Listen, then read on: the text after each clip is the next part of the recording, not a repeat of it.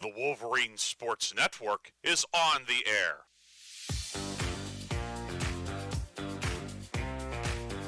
He's going to keep the football. Drive for the goal line. It's a touchdown! The Wolverines have won it on the final play of the game. Touchdown East.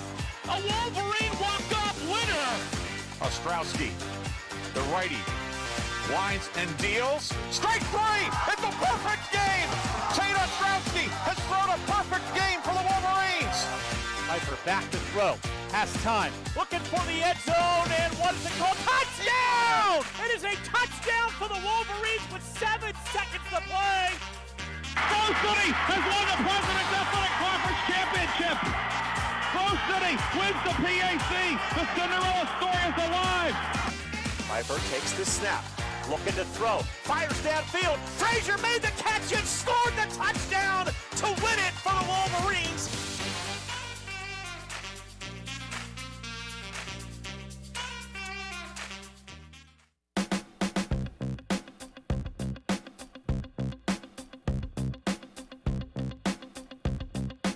This afternoon on the Wolverine Sports Network, the Grove City College football team closes out the home schedule for the regular season as the Wolverines host Case Western Reserve in a pivotal President's Athletic Conference game at Robert E. Thorn Field. Kickoff coming up at 1 p.m. But first, it's time once again for the Andrew DiDonato Show here on the Wolverine Sports Network. The Andrew DiDonato Show brought to you, as always, by Valvoline Express Care and Car Wash of Grove City. Hi, everybody. Ryan Briggs here along with Grove City College head football coach Andrew DiDonato. Coach, as always, glad to be with you. Glad to be back with you, Briggsy. The Wolverines improving to 7-1 last week, going on the road and shutting out a surging Waynesburg team 51-0. And Coach, obviously a 51-0 shutout win, a lot to be happy about. Offense over 550 yards. Defensively, another defensive touchdown. All in all, it seemed like a very mature performance by the Wolverines on the road against a team that's been on the rise. Yeah, I think that's a good way to put it. And again, to start the way we did with getting an interception returned for a touchdown, Caleb Brubaker. I mean, what a way to get started again. I mean, when you're in a game like that and you are a team favored, you want to have a fast start. And to have that was exciting. And then, yeah, I mean, I thought our defense obviously shutting them out. A running back leading the conference coming into the game, still do, in rushing, and we're able to limit their quarterback who came off as being the PAC player, the offensive player of the week. And offensively, I just felt, we're getting back on track. Getting our line back, getting Dalton Ford back was great. Daniel Sullivan continuing to get back, doing the kicking and receiving duties. And I just thought, all in all, just a solid performance in all three phases.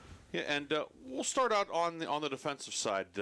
Holding Waynesburg to 7 first downs overall, 3 of 12 on third down. Waynesburg had a strong opening drive, but I know one of the things we talk about is when you make a team drive the field and have to have 7, 8, 10 plays, whatever, that the longer the drive, the more apt that a negative play will happen, be it a penalty, a drop, whatever. In this case, a ball tipped at the line of scrimmage and into the very capable hands of one Caleb Brubaker, who went 82 yards for a touchdown. Yeah, and you put that really well. If people listen to us regularly, a lot of times when we talk about the keys to the game at the end, I talk about limiting the explosive play.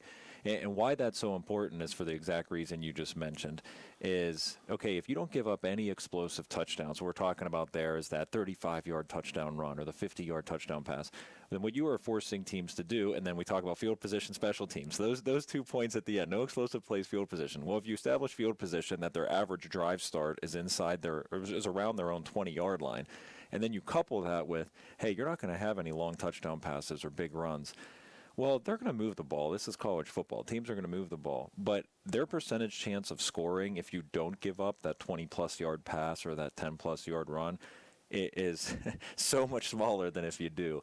And I think that's what our defense does so well. Even if a team's able to move the ball, they're not getting that explosive play or that long touchdown. well, it makes it much harder to score, and eventually we believe our defense will come through, and that's what they did in those situations, starting with that first drive. And that was the 6th defensive touchdown of the season for the Wolverines, which leads NCAA Division III.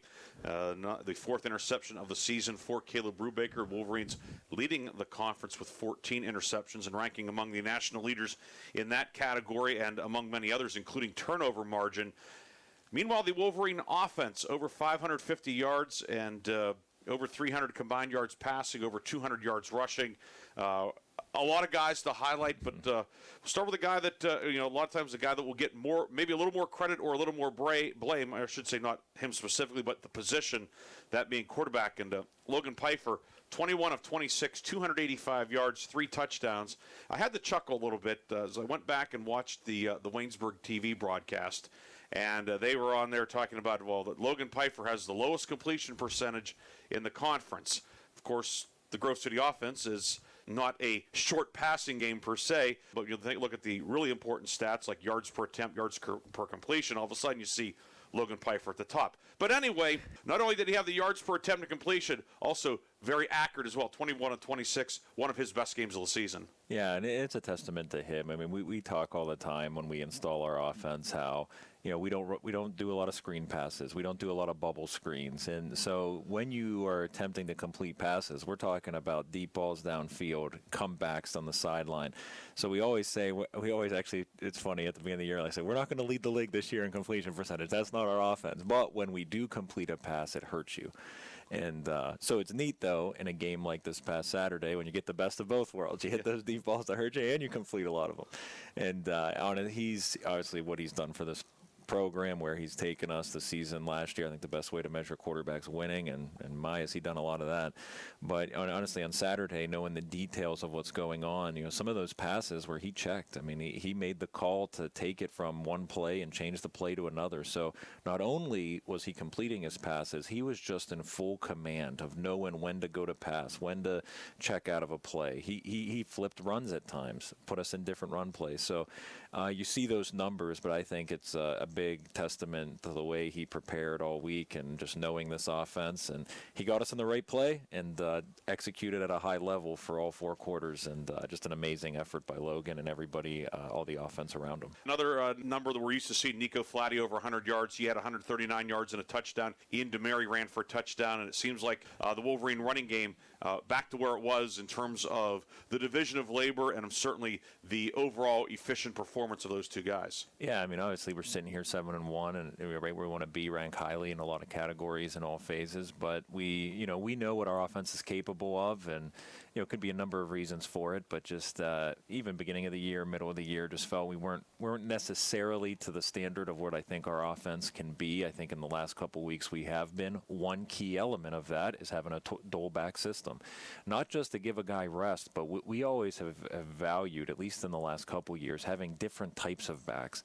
Because it's hard when you see a patient runner like Nico and then just a right through you Ian come in. It just hits differently, and it just, we love the flow that it gives us. Obviously, Ian being out for a couple weeks or being banged up and limited, I just felt this game was a good picture of getting those two working off each other, and it was exciting to see. And then, of course, at receiver, Scott Frazier, 10 catches, over 100 yards, 3 touchdowns, now 13 touchdown catches this year. Daniel Sullivan, 6 catches for 86 yards. I know that Ryan Lenhart had a big catch. Like he and Ryan Heckathorn, they maybe don't catch the volume that Scott Frazier catches, but when either Big 80 or 88 catch a pass, it's usually at a critical time. 3rd and 8, they get 15 or whatever. That whole receiving core really in sync as well with the quarterback. Yeah, and to have multiple, I think all 4 of them, like you said, double-digit catches. Seth McGorty came in, same thing as well. But you hit it. I mean, those outside guys make a lot of the big plays. Certainly Scott Frazier with everything he's done and leading this league and over his time here at in catches and yards at times. Daniel Sullivan, we know, making big plays, but those two in the slot, I mean, you just think it's such a good picture was when we had a penalty that got us way behind the chains in our own end, and we're faced in a tough spot, being way behind the sticks, and there's Ryan Lenhart, a climb pattern where he goes over the middle, makes the right read under the backer. Logan finds him at first down, and that's just kind of how it goes. And that's the thing, Ryan Heckathorn, a lot of times he's on the same side of Scott, and you see that ball going to Scott. Well, they started flying their linebacker out, and he's there to replace it, right in position to make some big catches. So I just think our receiving core, to play slot for us, you have to be truly unselfish. And we have two amazing young men at that position. Not only are they talented, but they don't complain. They're patient, and then when they get opportunities, they deliver. And it was just great to see them both get multiple opportunities Saturday. In terms of being unselfish offensive line, you mentioned Dalton 4 back, and everybody backed into the regular positions. How did Dalton do? First game back in a few weeks, and then overall, the offensive line, obviously 550 yards, somebody's doing something right up front. Yeah, he was great, and that whole group. And it's, we got guys who are versatile, but I tell you, it even helped Dylan Lane, it helped Jolly just to be back in the position I feel they're most comfortable at. So not only did Dalton play well, but it allowed other guys to be back where they feel the most comfortability. So just love what that group's doing with Robert Tamburino and Anthony Burnett behind them. Getting Dalton back again. Plus what we talked already with the two backs being healthy.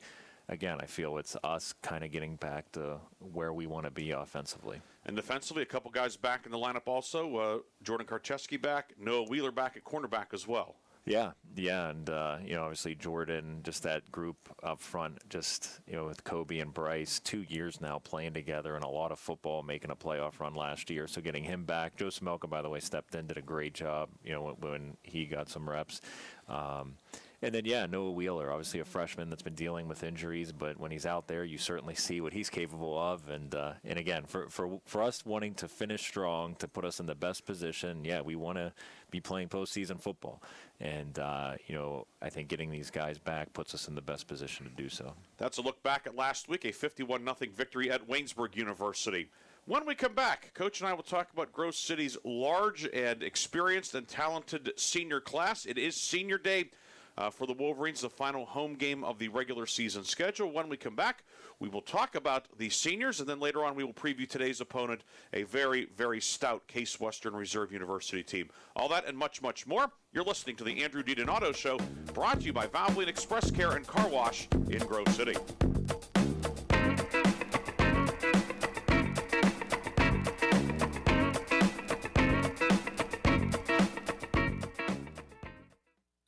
Valvoline Express Care and Car Wash of Grove City. Drive in, drive out, it's that easy. Check your oil, check your fluids, and get you clean. Fast, friendly service for cars, trucks, and SUVs. Wiper blades or filters, check your tire pressure. Locally owned, nationally known. Ken Frenchak here from the Valvoline Express Care and Car Wash of Grove City. Fall.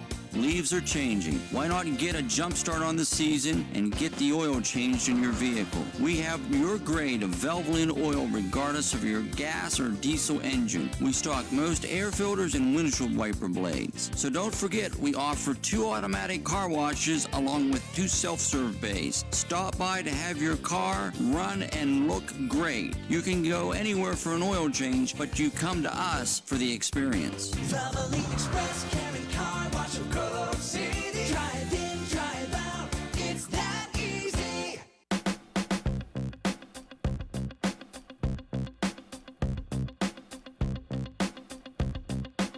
Welcome back to the Andrew DiDonato Show on the Wolverine Sports Network. Ryan Briggs here with Grove City College head football coach Andrew DiDonato. This week's show, as always, brought to you by Valvoline Express Care and Car Wash of Grove City, located on North Broad Street in Grove City Borough. Coach, it is senior day, final home game of the regular season schedule. A very decorated group of seniors. We have some 4-year guys, a few 5th-year guys. We have a grad transfer. But all in all, a very special group of young men who have done a lot wearing the red and white.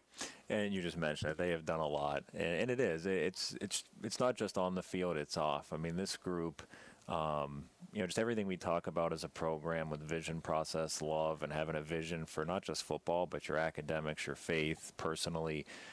Just guys who have lived this out in so many ways. I mean, the easiest proof of that for anyone listening is obviously what's happened on the field. I mean, you're talking about a group together that has won over 80% of their football games. 34-8 here.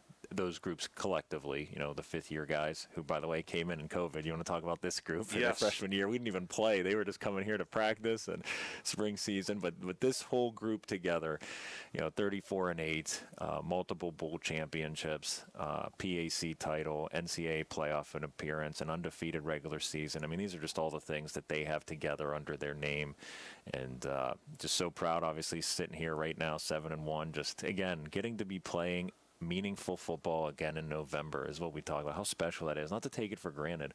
Well, this group's a big reason and that have built why this is happening. Yet another season that we get to be here on, in November and talk about, big games and postseason implications, conference championship implications. It's fun. No matter what, it's fun. And but this group has brought that mentality, brought that expectation, brought that standard. And we say discipline equals freedom. That if you're disciplined to do what you need to do all the time, you're free to be in these fun moments. And I just think that phrase encompasses what this group's all about. And the seniors will be recognized before the game. And then you guys also have a dinner after the game, where you recognize the guys and so forth and families, etc. Yeah, it's a special night because it's, what we found. And I really took this from Coach Smith. Talk about each of us needs all of us. Again, I love getting to mention Coach and the impact he's had. I just always liked that even when I played here, after the last home game, so many of these families are here. You get guys from all over. It's hard to get people back up over the holidays or into January or February. But usually the last home game on Senior Rec is, and most important, we call it our Senior Parent Day banquet of just essentially getting together after the game with our families and just for me to be able to share a few words about each senior. Every senior gets a phrase with their name with this program. So, for example, when I say focus on your vision, not your circumstance at a practice and camp, I'll bring out a brick. I'll bring someone who has lived out that phrase. And so essentially it's a time for us to get together with our families, celebrate our seniors, and let the senior parents know, hey, here's how, your son will forever be remembered in this program. This is when I teach this phrase in the future, there's going to be a day I take your son's brick out to practice and say, hey, this is, guys, what it looks like to, to live out effort every rep, no loafs, or discipline equals freedom. So that's really what Saturday night is, just a special time to let our senior parents know, hey, here's how your son's going to forever be remembered in this program. The banquet is always a little bit more enjoyable after a win, however. And getting a win Saturday against Case Western Reserve will not be easy. The Spartans come in at 6-2. They're still mathematically alive for the conference title. They need a little help, but first things first, they are looking to get back on track after back-to-back tough setbacks. When Coach and I come back, we will talk about the Spartans. Head coach Greg Debelak has another very, very strong and veteran-laden squad. We will talk about today's opponent when we come back. But first, here's Joe Onderko with this week's PAC Football Report.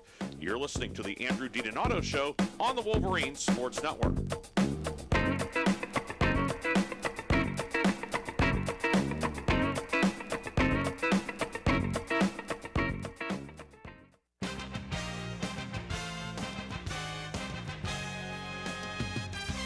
Welcome to the PAC Football Report for November 9th, 2024. I'm Joe Onderko. This week, we will take a quick look back at last Saturday's gridiron action in the President's Athletic Conference, while also previewing Week 10 contests this weekend. 3 teams remain tied atop the PAC standings with 1 loss each. Washington and Jefferson improved to 8-1 with a 34-21 win at Case Western Reserve. Carnegie Mellon kept pace with W&J following a 45-20 home win over Westminster, as did defending champ Grove City with a 59-0 shutout at Waynesburg. In other games, Geneva improved to 4-4 by holding off upset-minded Bethany 34-27, while Teal scored twice in the final 2 minutes to top St. Vincent 20-10. Allegheny had the Week 9 bye. PAC Player of the Week recognition for Week 9 went to W&J senior tight end Zach Cernudo on offense, with 14 catches for 123 yards and a TD at Case.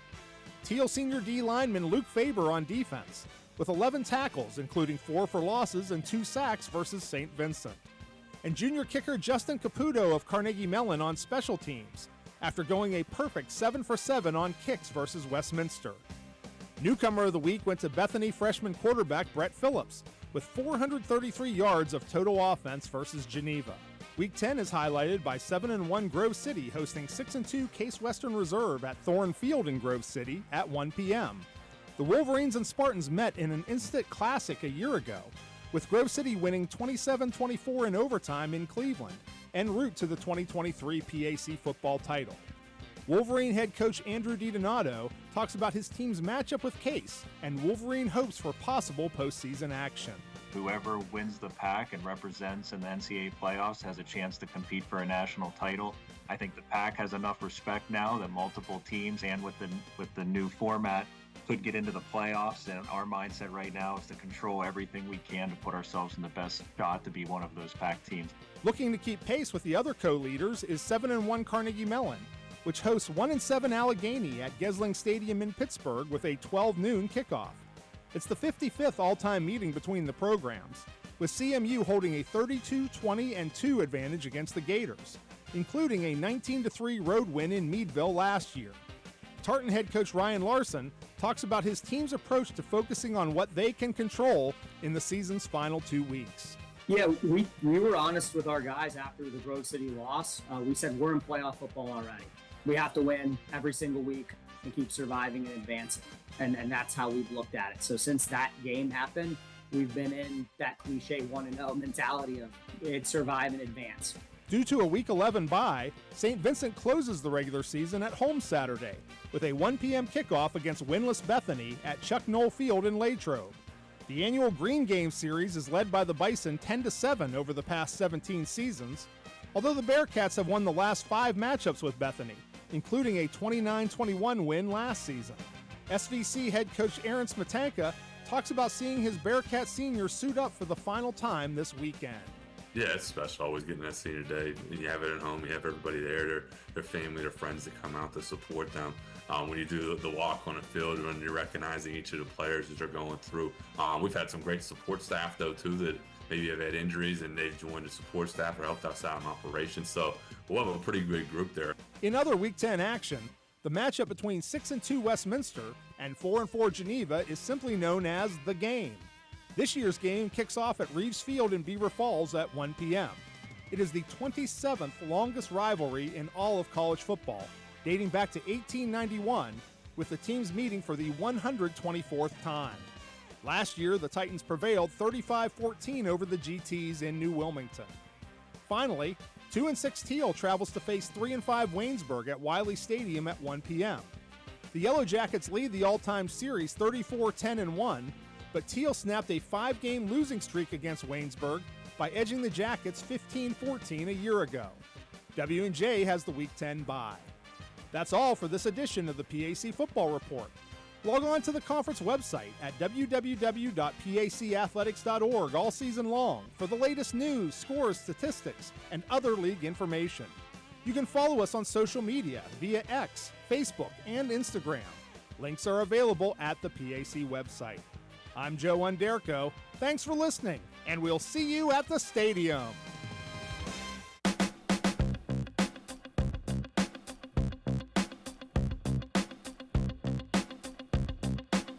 Welcome back to the Andrew DiDonato Show, brought to you by Valvoline Express Care and Car Wash of Grove City. The Grove City College football team hosting Case Western Reserve in the home finale, game number 9. And Coach, Case Western Reserve, it's a typical Case Western Reserve squad. Explosive on offense, tough on defense, well coached, experienced. This is a complete football team that's coming to town. Yeah, experienced and disciplined. I mean, I think that's the two things to say. And really, I'll start with the discipline element. It's why they're year in and year out a top team in this league. They don't make many mistakes. I mean, there's not going to be guys out of positions. You don't see busted coverages and someone running wide open. You don't see them do a run play and someone in the box isn't blocked because, somebody went the wrong way. I mean, they're just so disciplined, always in the right spot. And then you put the experience with it. And I think what that experience does within the discipline is allows them, to be creative. I mean, disciplined, knowing what they're due, but just guys that trust what they see, creative to make plays, make adjustments on the fly. I think just those are two things that jump out and is expected from a great football team like Case. You mentioned the discipline, least penalized team in the league as well. Exactly. And like you said, not beating themselves and led by on offense quarterback Alex Fromberg, 23 touchdowns, over 2,100 yards this year. Threw for 421 yards last week against W&J, a 34-21 setback for the Spartans. But Fromberg, he took over. We saw him in relief last year in Week 3, the Wolverines' overtime win at Case Western Reserve. He became the starter due to injury, and they've had a lot of great quarterbacks there in recent years. Of course, Drew Saxton and guys prior to that, Rob Kuda and so forth. And Fromberg has acquitted himself very well, putting his name next to those guys. He has, and one of the things playing against Case now since I was 2016 and being back here and going against Greg Bebelak and their staff, who does a great job. They use a dual threat quarterback really, really well. Knowing when to run them, when to have them read it, when to design runs for them, developing a pass game off their skill set. I just think they utilize a dual threat quarterback when they have one extremely well as anybody. 'Cause some people, they'll just run a guy to run them, and maybe the pass game is not really set up for what he's doing in the run. I just think their run game with their pass, how they utilize them in the run and then set that up with the pass, just really. And when you have a kid like Alex who can make all the throws, an effective runner, obviously they can have a lot of fun with that. But no, just a great quarterback for their system. I think they utilize him extremely well, and we got to be able to defend a dual threat quarterback.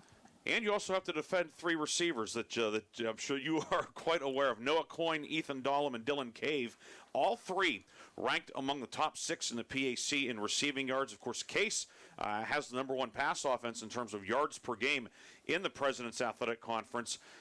Cave averaging over 23 yards a catch. Noah Coyne, 6'4", 225. The senior, then Ethan Dahlem, kind of the slot guy, if you will.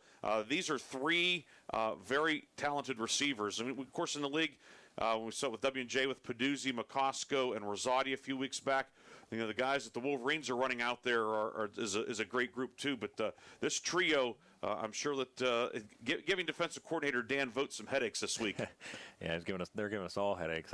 But we talked in our first segment about Nico and Demary, our running back duo, that they complement each other so well, Ian and Nico. Well, that's how I would describe their receiving core. They just complement each other. I mean, you have the 6'4", big mismatch that's just going to have a size advantage and be able to make plays there. And then you got a kid like Ethan Dahlem, who's small and shifty and just getting into those little windows. They have, and obviously all 3 of them, but they have 3 really good receivers, but they all bring something different to the table. I think that's why they're so hard to defend. That's why all 3 are in the top 6 of receiving, because in certain matchups, certain games, as we've seen on film, it kind of maybe favors one guy more than another based off what a defense has given you. And I just think that's what makes this group so dangerous. And Fromberg obviously not forcing it to those guys. He's finding the mismatch as opposed to saying, I have to get it to A or B or C. And that's the danger there. I mean, sometimes you'll play a team and maybe they have the top receiver or one of the top receivers in the league, but he's the only one in the top 10.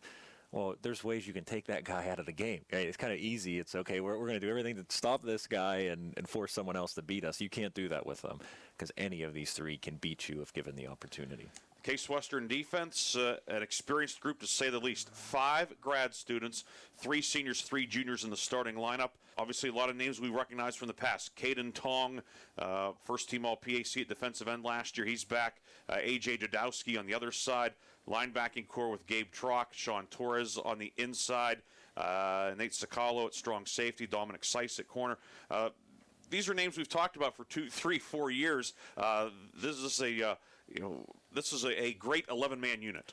Yeah, I mean, I've been very blessed to call a lot of games on the offensive side, and I can tell you, I don't believe we've ever gone against the defense with more games under the belt than the one we're about to on Saturday. I mean, when do you ever see this many grads then surrounded by all seniors and a few juniors? I mean, and it's not, and they've consistently been a top team in the league. So you're talking about guys who've played for a long time at a high level. That's what makes this group dangerous. A lot of times, when you're trying to build a defense, you want to get them to communicate, right? So they play off each other. They're getting they're getting the formation checks, getting aligned. I mean, this group, they don't even have to do, I mean, they're just so on the same page. You see it so in sync, understanding. I think Warren Miller, their defensive coordinator, I've always had a ton of respect for him. I think he does an amazing job. And how they coach defensive football, how they play, and these guys have played underneath the same guy for years, and it shows. Experienced group that doesn't make mistakes. I know they list the 3-4. They've played the 3-4 a lot. Are they still kind of, hey, we're going to be in the 3-4, come try and move the ball on us type of thing? Exactly. And, well, I always say not wrong, just different. People have different views. Some want to really try to trick you and give you a lot of looks, and some, no, here's what we're going to do, and we're just going to be really good at it. They go with more of that mentality, and that's a mentality I respect a lot. To be honest, it's more of my mentality, and I just have a lot of respect because, yeah, they're going to be in that odd front. You know how they like to bring a fourth. You got to know where it's coming from. And very similar to us, to be honest, like we do, bringing a fourth from somewhere. So, yeah, it's a team that knows who they are and has a clear identity. And obviously the kicking game, they have a veteran punter, Joseph Rhodes the fifth, Gabriel Petrozzi, sophomore kicker. He kicked the field goal in overtime last year for Case Western Reserve. They always have standout kicking specialists. The return men are always dangerous. I take it that the Case Western Reserve special teams are exemplary as always. Yeah, it's something that, can never go overlooked. As we've gotten now and have been here for the last several years towards the top of the league, it's interesting how we've talked about us being ranked top in the conference in certain special teams units.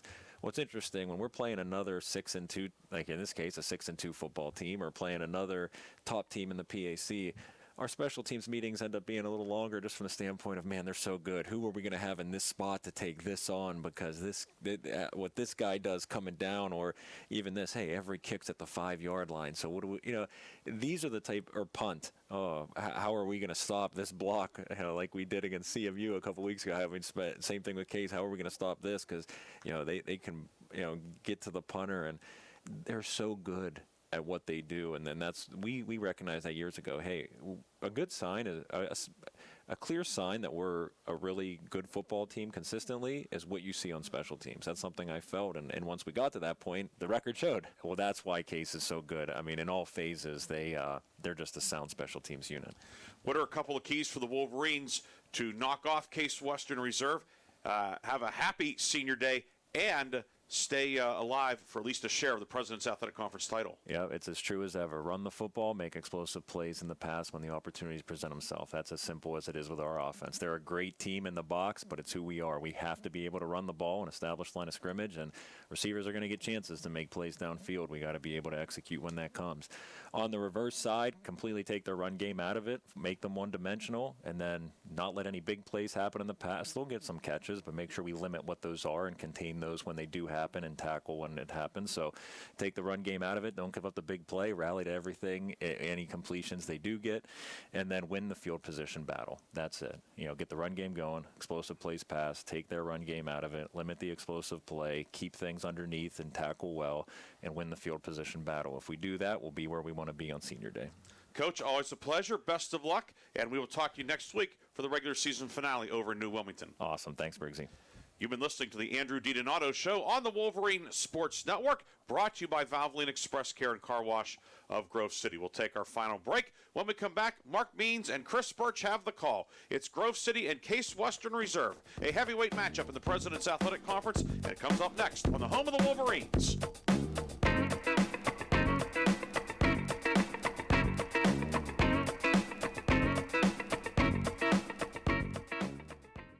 Ken Frenchak here from the Valvoline Express Care and Car Wash of Grove City. It's that time of year again. Buy one, get one free windshield wiper sale. You heard correct. BOGO windshield wiper sale with any of our Valvoline full-service oil change through the end of the year. So get ready for Old Man Winter today before he arrives. BOGO windshield wiper sale through December 31st. You can go anywhere for an oil change, but you come to us for the experience. Valvoline Express Care and Car Wash of Grove City. Drive in, drive out. It's that easy.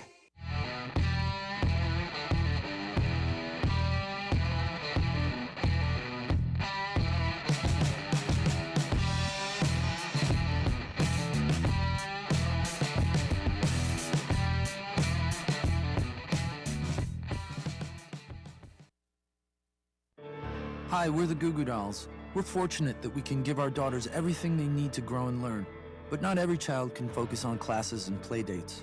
Nearly 13 million kids in the U.S. face hunger. That's 1 in 6.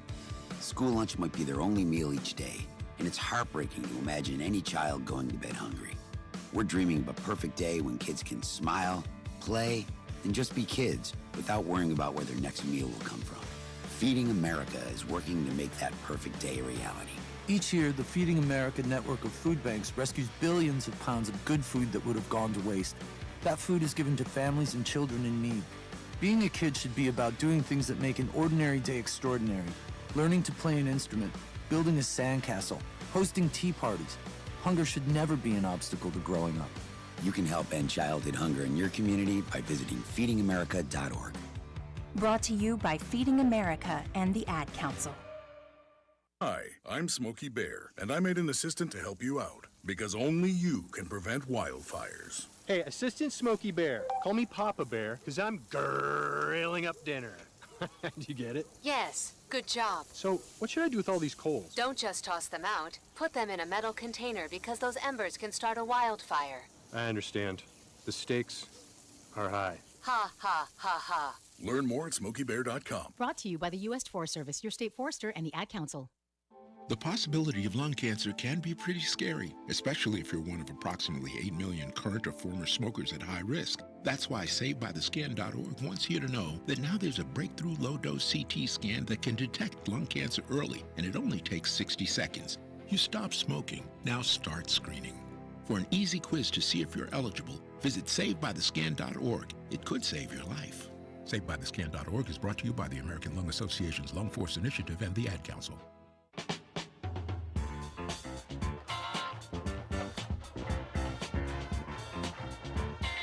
From Robert E. Thorn Field on the campus of Grove City College, the Wolverine Sports Network presents Grove City College football. This afternoon, we honor the senior class that has done so much, Chris, for this football program. Yeah, just an unbelievable collection of, individual and collective talent getting honored today in the final regular season home game. A group that's essentially done it all, right? A conference title, NCAA playoff wins, bowl wins, an undefeated regular season, you name it, this group's done it, and they are terrific. They have done so much over the years with this group of 29 seniors. We previously honored the seniors for the marching band, and it is now time to honor the senior class of 29 that will play their final regular season home game here today. And we will now throw it down to the field for the Senior Day announcements. Ladies and gentlemen, good afternoon and welcome to Grove City College and Robert E. Thorn Field. Today, the President's Athletic Conference presents this football game between the Case Western Reserve University Spartans and your Grove City College Wolverines.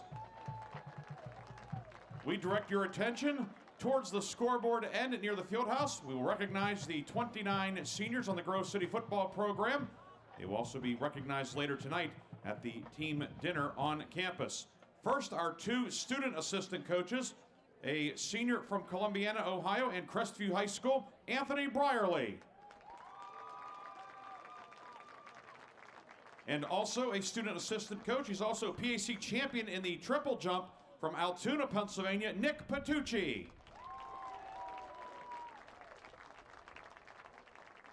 And now for our senior players in numerical order. Our first honoree is a four-year member of the program, a wide receiver from Rochester and Freedom High School, number 1, Cole Beck.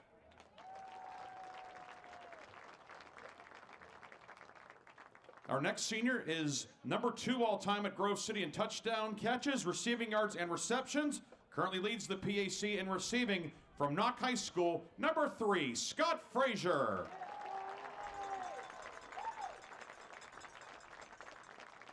Our next senior is a four-year letter winner at wide receiver. He's also excelled in the hurdles for the Grove City track and field team, both indoors and outdoors. From West Branch High School, number 4, Andrew Coffey.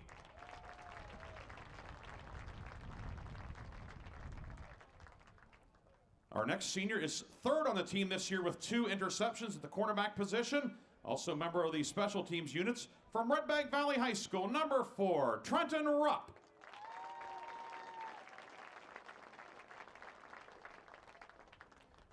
Our next senior is a 3-year starter at quarterback for the Wolverines. He's number 2 all-time at the college in touchdown passes and 3rd in yardage from Peters Township High School, a team captain, number 8, Logan Pfeiffer.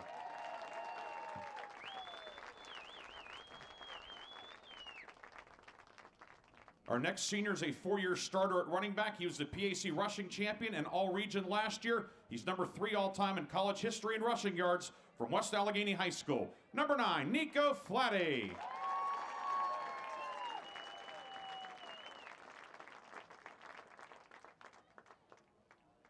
Our next senior is a 4-year member of the program at wide receiver. Ladies and gentlemen, from Red Bank Valley High School, number 12, Dalton Bish.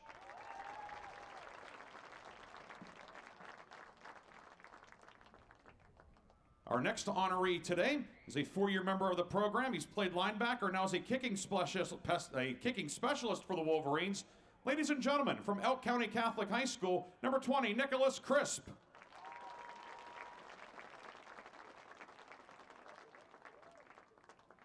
Our next senior is in his first year at Grove City. He's a graduate transfer pursuing an MBA here at the college.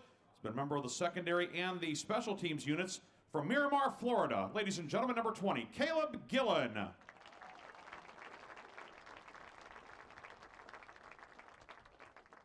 Our next senior is a 4-year letter winner at running back and now in the defensive backfield, a first-year starter at safety for Grove City. Ladies and gentlemen, from South Fayette High School, number 22, Shay Aitken.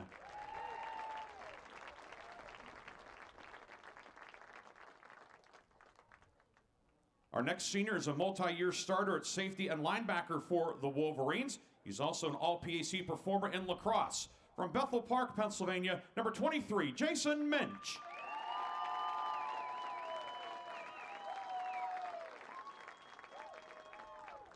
Our next senior is a 4-year letter winner for the Wolverines, a starter throughout his career at cornerback. Ladies and gentlemen, from Philadelphia, Pennsylvania, number 24, Jack Steinmetz.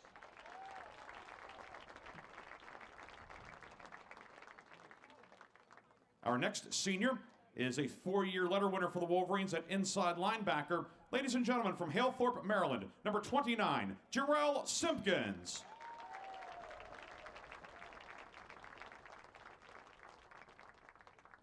Our next honoree is a 4-year letter winner at linebacker, and he's been a special teams ace for the Wolverines throughout his career. From Elliotsburg, Pennsylvania, and West Perry High School. Ladies and gentlemen, number 44, Seth Rosenberry.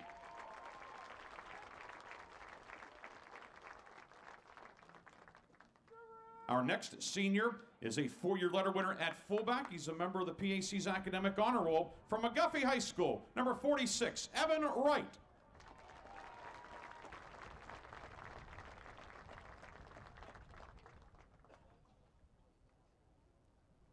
Our next honoree is a 5th-year senior, a 5-year starter at fullback for Grove City, all PAC last year.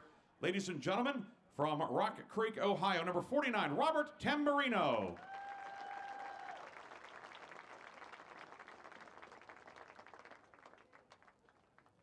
Our next senior is a 4-year starter at center for Grove City, one of the team captains and all-region selection as well last year. From Springfield Local High School, number 53, Brady Brungard.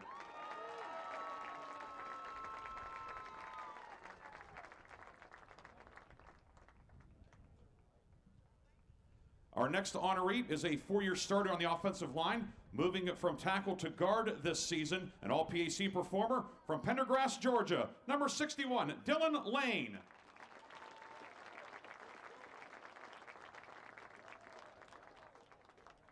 Our next senior is a 4-year letter winner for the Wolverines, playing both guard and tackle, also on the extra point and field goal units. Ladies and gentlemen, from Eugene, Oregon, number 62, Mason Moorhead.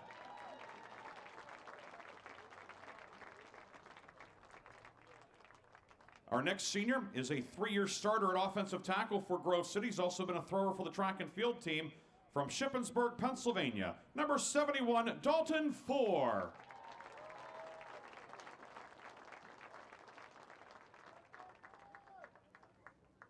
Our next senior is a 4-year letter winner at both guard and center for Grove City. He's played a lot in the extra lineman packages from Haymarket, Virginia, and Battlefield High School. Ladies and gentlemen, number 73, Brock Carroll.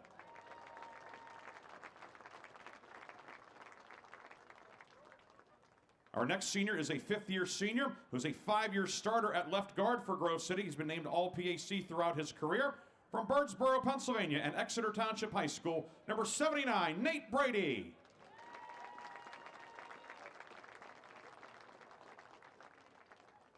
Our next senior is a 4-year letter winner at wide receiver. He made the catch to beat Susquehanna last year in the NCAA playoffs. He's also a PAC champion in the throws for the track and field team. From Newcastle and Shenango High School, number 80, Ryan Lenhart.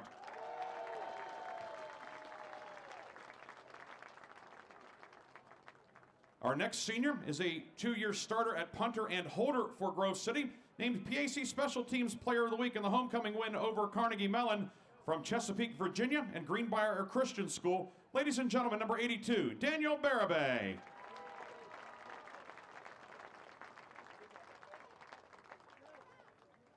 Our next senior is a 4-year letter winner and a 3-year starter at wide receiver. He's 7th all-time in program history in receiving yards from Blackhawk High School. Number 88, Ryan Heckathorn.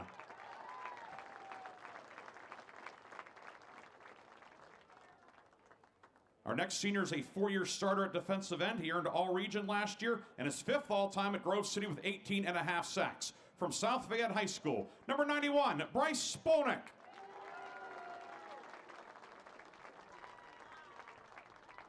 And our final senior is a 4-year letterman and 2-year starter at nose tackle. He is currently 2nd in the country in fumbles recovered this year. From Red Bank Valley High School, number 94, Kobe Bonanno.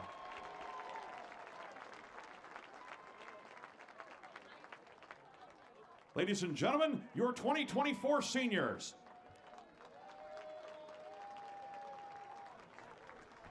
And of course, Chris, we thank Sports Information Director Ryan Briggs for the announcement of those seniors. And we were talking about it before we heard all of those names, how critical they are to this program. Yeah, I mean, just with every single name that was announced, and as they were being announced, we watched them run through the tunnel and give all their teammates and their coaches and the president a hand.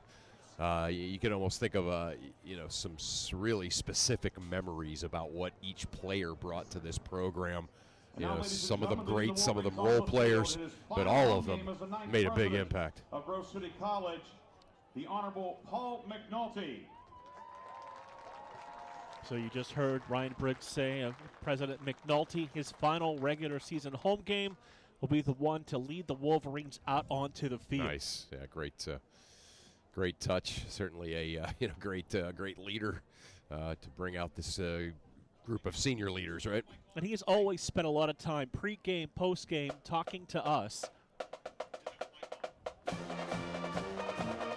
Grove City has won the toss and deferred their option for the second half. Case Western will receive at this end. Gentlemen, shake hands. Good luck. Have fun.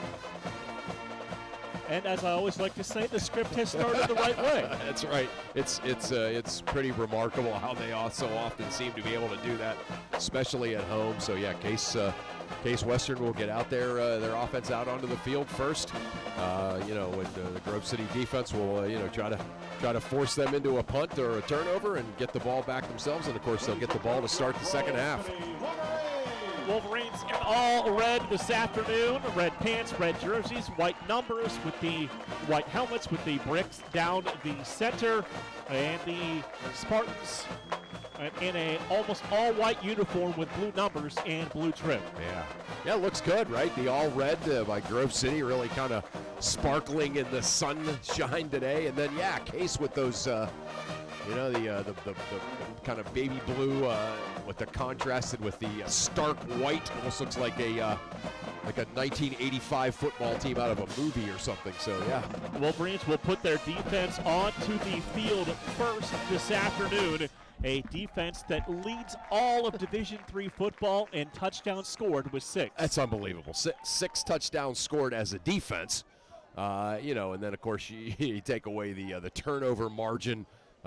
Just an absolutely incredible compilation of statistics, by a defensive unit for this Grove City team. But you know what, Mark, as I know you know, they're going to have their hands full today with some of the weapons of Case Western Reserve's offense, starting with the very talented dual-threat quarterback Alex Fromberg. Absolutely. You know, Fromberg, 2,182 yards through the air, only 130 yards rushing, but he runs selectively when he needs to. Only when he needs to, right? He's not running for his life, you know, that kind of thing. He's when he does it, though, he's very good and very efficient at it.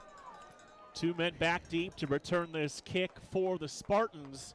And it'll be fielded inside the 5, across the 10, 15 outside 20, and diving down near the 25-yard line. And that is where Case Western Reserve will begin off of this return by Jake Kavick. The ball will be placed at the 27-yard line. Good special teams play down there. Looks like Wallace Iser was down there. But so, yeah, Case is going to take over. 1st and 10 at around the 27-yard line. Alex Fromberg, the senior out of Bridgewater, New Jersey, gets the start. He'll have 1 receiver to the right and 2 to the left with a wing to the left side. He'll clap twice, take the snap, turn, give it to his tailback, trying to bounce to the outside. Broke through the first wave of defenders. And that's Andy Kavsik, the freshman, on the carry. He is their leading rusher on the season.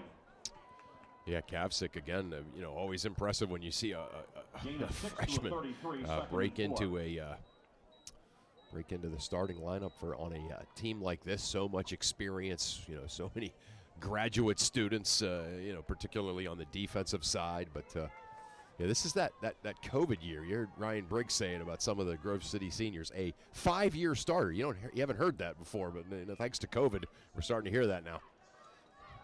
Fromberg takes the snap, looks to throw, and that pass is going to be caught for a first down.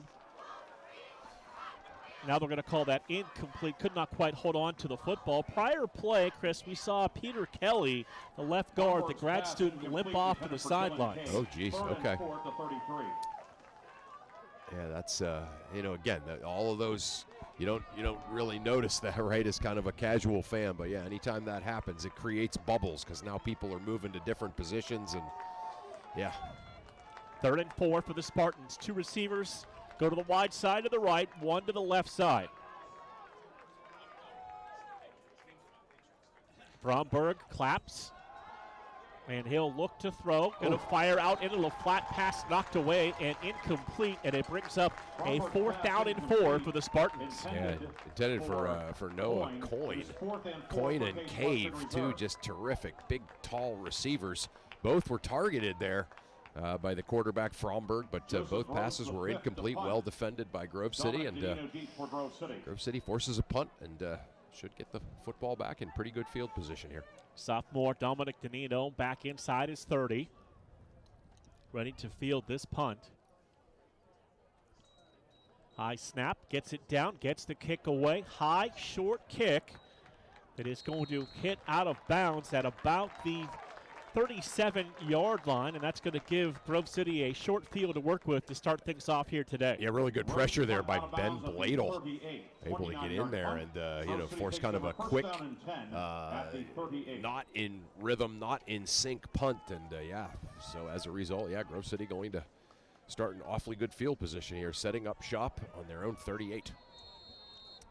Frazier and Heckathorn will go to the left. It's Sullivan to the right side. Nico Flotty, the senior tailback in the backfield.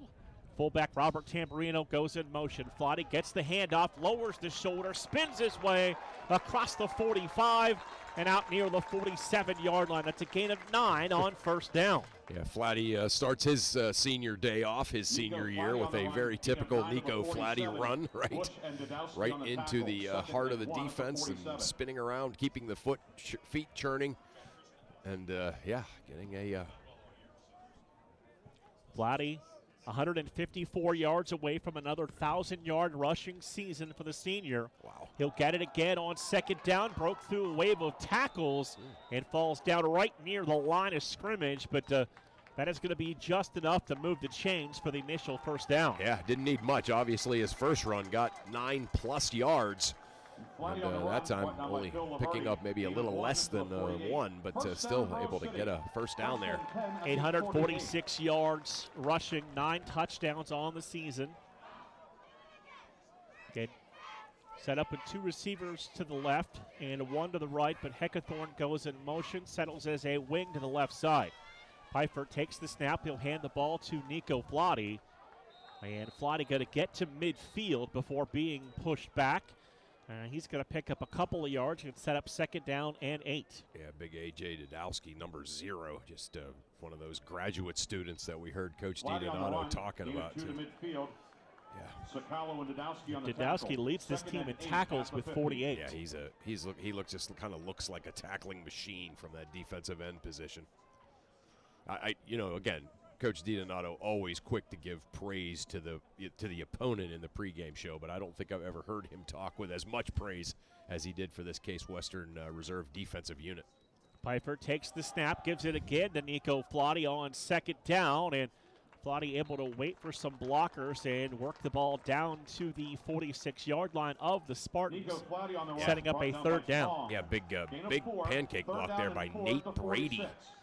As Flotty, like you said, kind of patiently picked his way and got in behind Brady and picked up another chunk of yards to set up a 3rd and short. So Frazier and Lenhart will go to the left. It's Heckathorn and Sullivan to the right side.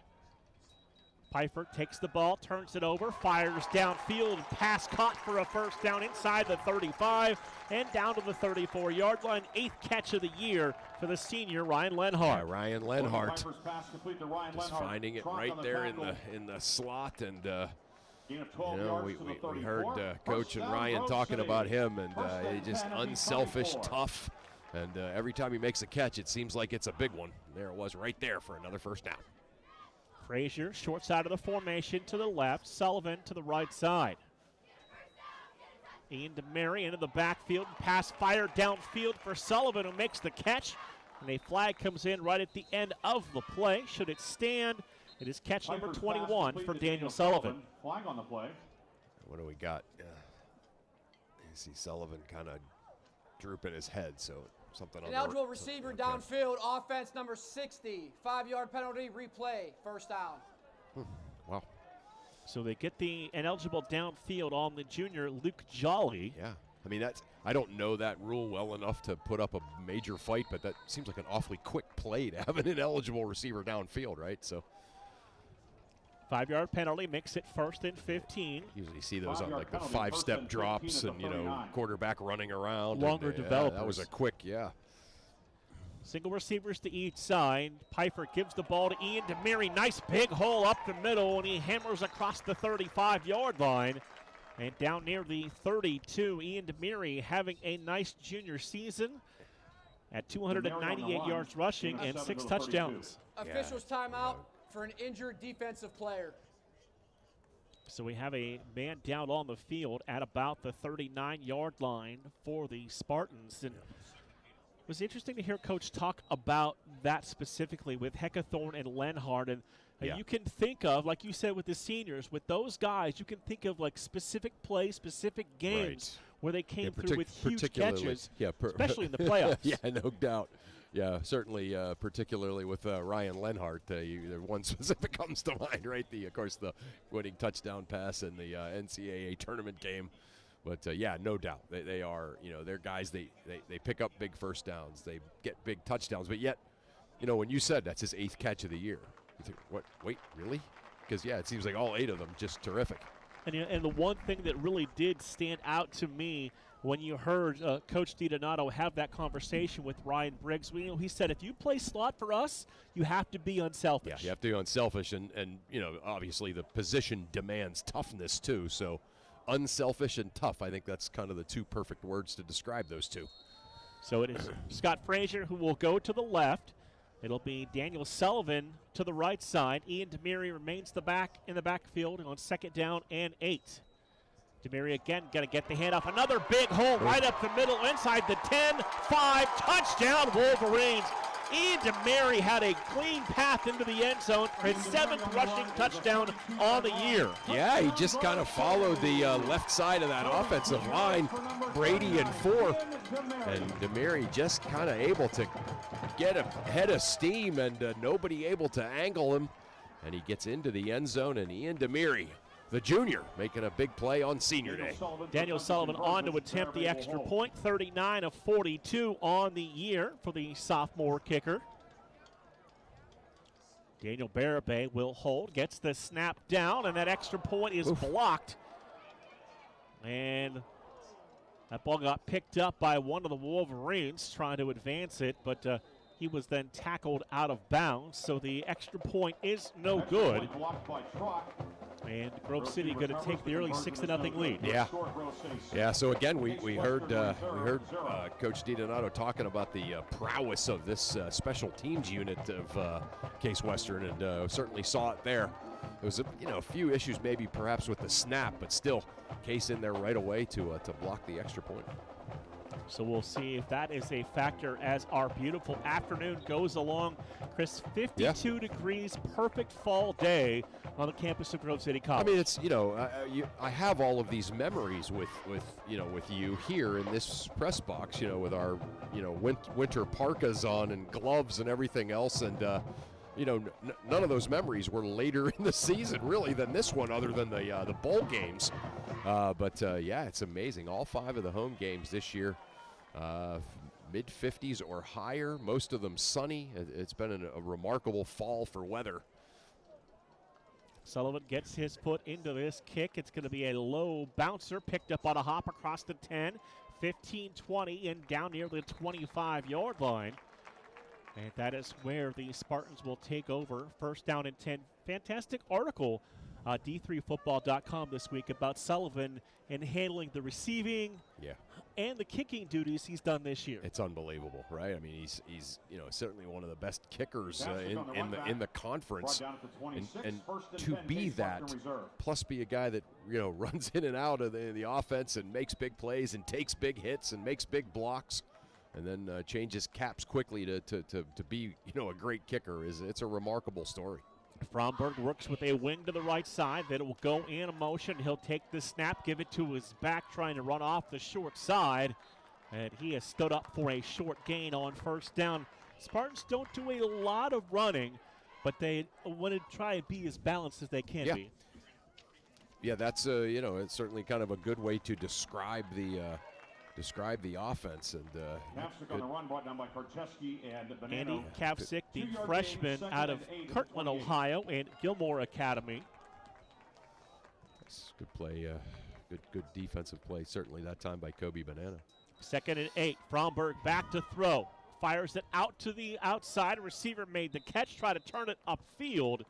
And that's Dylan Cave, the wide receiver, with his 26th reception of the season. Going to bring up a third down now coming up for the Spartans.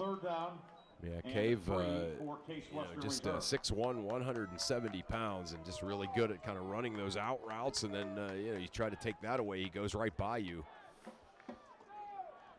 So it is 3rd down and 3 as we run under 9 minutes to play in the opening quarter. 2 receivers to the right, 1 to the left side, wing to the right side. Single back in the backfield. Now he'll go in motion. They try to set it up to him with the screen. And the Wolverines right there, right behind the line of scrimmage to make the stop and bring up another 4th down. Yeah, how about that? Montgomery and Minch all over him there. Nowhere to go. So again, Wolverine defense. Montgomery and Minch on the tackle. 4th and 3. Mitchell Wade who made the reception. And it brings up 4th down, and the Spartans again will have to punt the ball away. Nice. Just 2 great, solid defensive series for the Wolverines to start this game. Joseph Rhodes, the 5th, averaging about 40 yards a punt. With a long of 59, takes the high snap, gets it down, gets the kick away. And it's going to take a hop. Danilo will pick it up at the 25 and get out to about the 27-yard line. And Grove City, after scoring on their opening drive, have their second possession of the afternoon. Yeah, great first drive, accentuated, or the exclamation point put on it by Demiri's 32-yard touchdown run. Let's see what the offense has here going for the second possession. So 1st and 10 for the Wolverines from their 27-yard line, left to right here in the second quarter. Single receivers to each side. That's Frazier to the left And Sullivan to the right side. They will run the ball with Ian Demiri on first down, and Demiri able to push the pile forward for about 1. It brings up a 2nd and 9. Yeah, that literally was the entire pile. That was the entire Case Western defensive unit. And Sakalo. Dadowski kind of leading the charge there for that Case off defensive line, but nowhere really to go for Demiri. Now Frazier, Heckathorn, and Sullivan, the receivers from left to right. Nico Flotti back into the backfield on 2nd down and 9. Pfeiffer takes the snap, gives the ball to Nico Flotti again, and will hit the pile. And able to push it forward just across the 30-yard line and bring up a 3rd down for Grove City. Yeah, again, two well-defended running plays Flotti on the run. By the Case Western defense. So now Grove City in its kind of first third and long of the day here. We heard it on the pregame show. This is a defense for the Spartans that has a lot of experience all over the field. It's amazing, yeah. 3rd down and 6. Pfeiffer takes the snap, turns the ball over, stands in the pocket, going to take a shot for the out to Heckathorn, who makes the diving grab at the 40. And that'll move the chains for the Wolverines. Yeah, Heckathorn just kind of out there in some, kind of hand-to-hand combat out there with the linebacker, and able to just kind of break away and make a great catch. You're looking there at about like 0.4 of a second to react to that football being right on you after he was able to separate from the defender. So another great job. Pfeiffer again to throw it. Going to roll out of the pocket, going to take a shot deep downfield, has a man out there, and in the last second it's knocked away from Frazier and incomplete. That's good coverage downfield. That's on the coverage for the Spartans. Pass incomplete. Pfeiffer intended for Frazier, broken up by number 4, O.C. Chukwocha. It is 2nd and 10 at the 40. Yeah, just, again, trying to loosen up the defense a little bit, and looked like he had him for a second, but Chukwocha was back there very quickly and able to knock that away. Great play by the defensive back. Chukwocha, their top corner as far as interceptions go on the season with 2. Yeah. So 2nd down and 10 for the Wolverines. You can tell he's got great kind of closing speed on the football. Pfeiffer to throw it. That's time. Going to fire the deep out, little too tall that time for Scott Frazier, and it's going to bring up now 3rd down and 10. Yeah, there's Chukwocha on the coverage again. And, yeah, you can see, I mean, it appears certainly by those 2 plays that Case Western Reserve has a guy that can cover Frazier a little bit one-on-one. So we haven't seen a whole lot of that this year, but looks like they have a guy. And he comes with good size. I mean, only at 5'9", but 180 pounds. Looks to be a physical corner. Yeah. So 3rd down and 10. Pfeiffer to throw. Time in the pocket. Fires downfield, and Sullivan makes the catch just past midfield. And that is good enough for a 1st down. Needed 10 and picked up 11. Yeah. Just a kind of great classic Grove City passing game right there, right? And this passing game last week against Waynesburg just had a rhythm that was incredible. Yeah. And Logan Pfeiffer really on target last week throwing the ball. As he kind of, rolls through his senior season here, he is just so good at, kind of being in rhythm, being in control of things. So they will run the football on 1st down and pick up about 3 yards, does Nico Flotti. It sets up a 2nd down and 7. Yeah. Nico Flotti on the run, brought down by Torres. Gain of 3. Yeah, Flotti following Dalton 4 out there off tackle. Pretty well defended, but still Flotti with his never die easy running style, still able to pick up 3 yards there on that 1st down play. Under 5 minutes to play in this 1st quarter. Grove City with a 6-0 lead over the visiting Spartans from Case Western Reserve. Flotti remains the tailback. Frazier to the right. Stack 2 receivers to the left side. Pfeiffer to throw, looking for Frazier, and he made the catch, stayed in bounds across the 30, 25, cuts back 20, and down near the 15-yard line. And they flipped sides of the field for Frazier. He was set up on a different corner. and turned that into a huge play. How about that? Yeah, he somehow, it looked like the ball went right through Dominic Sace, right? It looked like it went right through his body. And Frazier somehow was able to react to it, catch it, and then stay in bounds somehow, reverse field, and pick up probably another, 8 or 10 yards after the reversal. So amazing individual play that time for Scott Frazier. Frazier now lines up on the numbers to the left side as Sullivan does to the right side. Demiri is the tailback. Piper steps up, fires downfield, and the pass a little too tall and incomplete for Sullivan near the 5-yard line. It looked like Piper's pass incomplete, intended for Sullivan. 2nd and 10 at the maybe 16. Cabrera got his hands up on that and knocked it away. And we talked about it off the air. There had been 213 pass attempts by Grove City quarterbacks this season going into today. They've given up 1 sack. Yeah, that's, you win football games when that's the case. Piper's pass batted down. Defensively, someone just stepped up there and knocked the football down. Man, the incompletion will bring up 3rd down. Broken up by Sakalo. Yeah, Sakalo just able to kind of climb the ladder. And, again, Piper 6'2", all of 6'2". And those guys are getting up there and blocking those passes, back-to-back blocks now. So this brings up 3rd down and 10. 3:44 to play in the opening quarter. Trips to the right. Single receiver to the left side. Nico Flotti is the tailback. Play clock at 10 seconds. Piper takes the snap. Looking for Frazier. Now goes underneath, and that pass got tipped and incomplete. Looking for Nico Flotti. And it's going to bring up 4th down. Was that Caden Tong, the defensive end, that tipped that maybe? How about that? 3 tipped passes on 1 series. So this will bring on a Daniel Sullivan, 6 of 8 with a career long of 42 yards on the season. Bearbe will put the knee down at about the 23.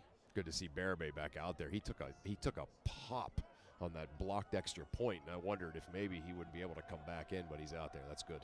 33-yard attempt, and we're going to get a false start penalty. Sullivan kind of... Snap infraction, offense number 89.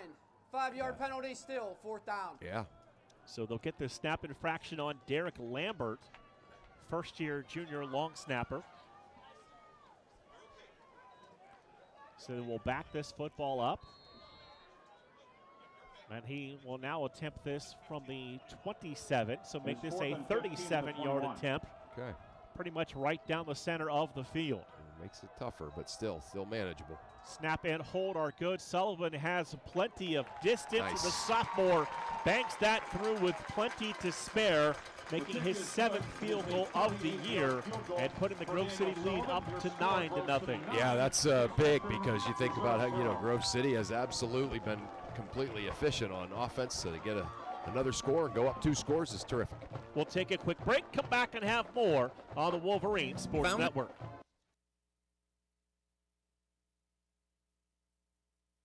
Founded in 1955, the President's Athletic Conference is regarded as one of the elite NCAA Division III conferences in the nation. Comprised of 11 private institutions and 2 associate members, the PAC remains unique in this day of high-pressure college athletics. As a charter member of NCAA Division III, PAC student athletes excel in 23 varsity sports as well as the classroom. Want to learn more? Visit us at pacathletics.org or follow us on social media.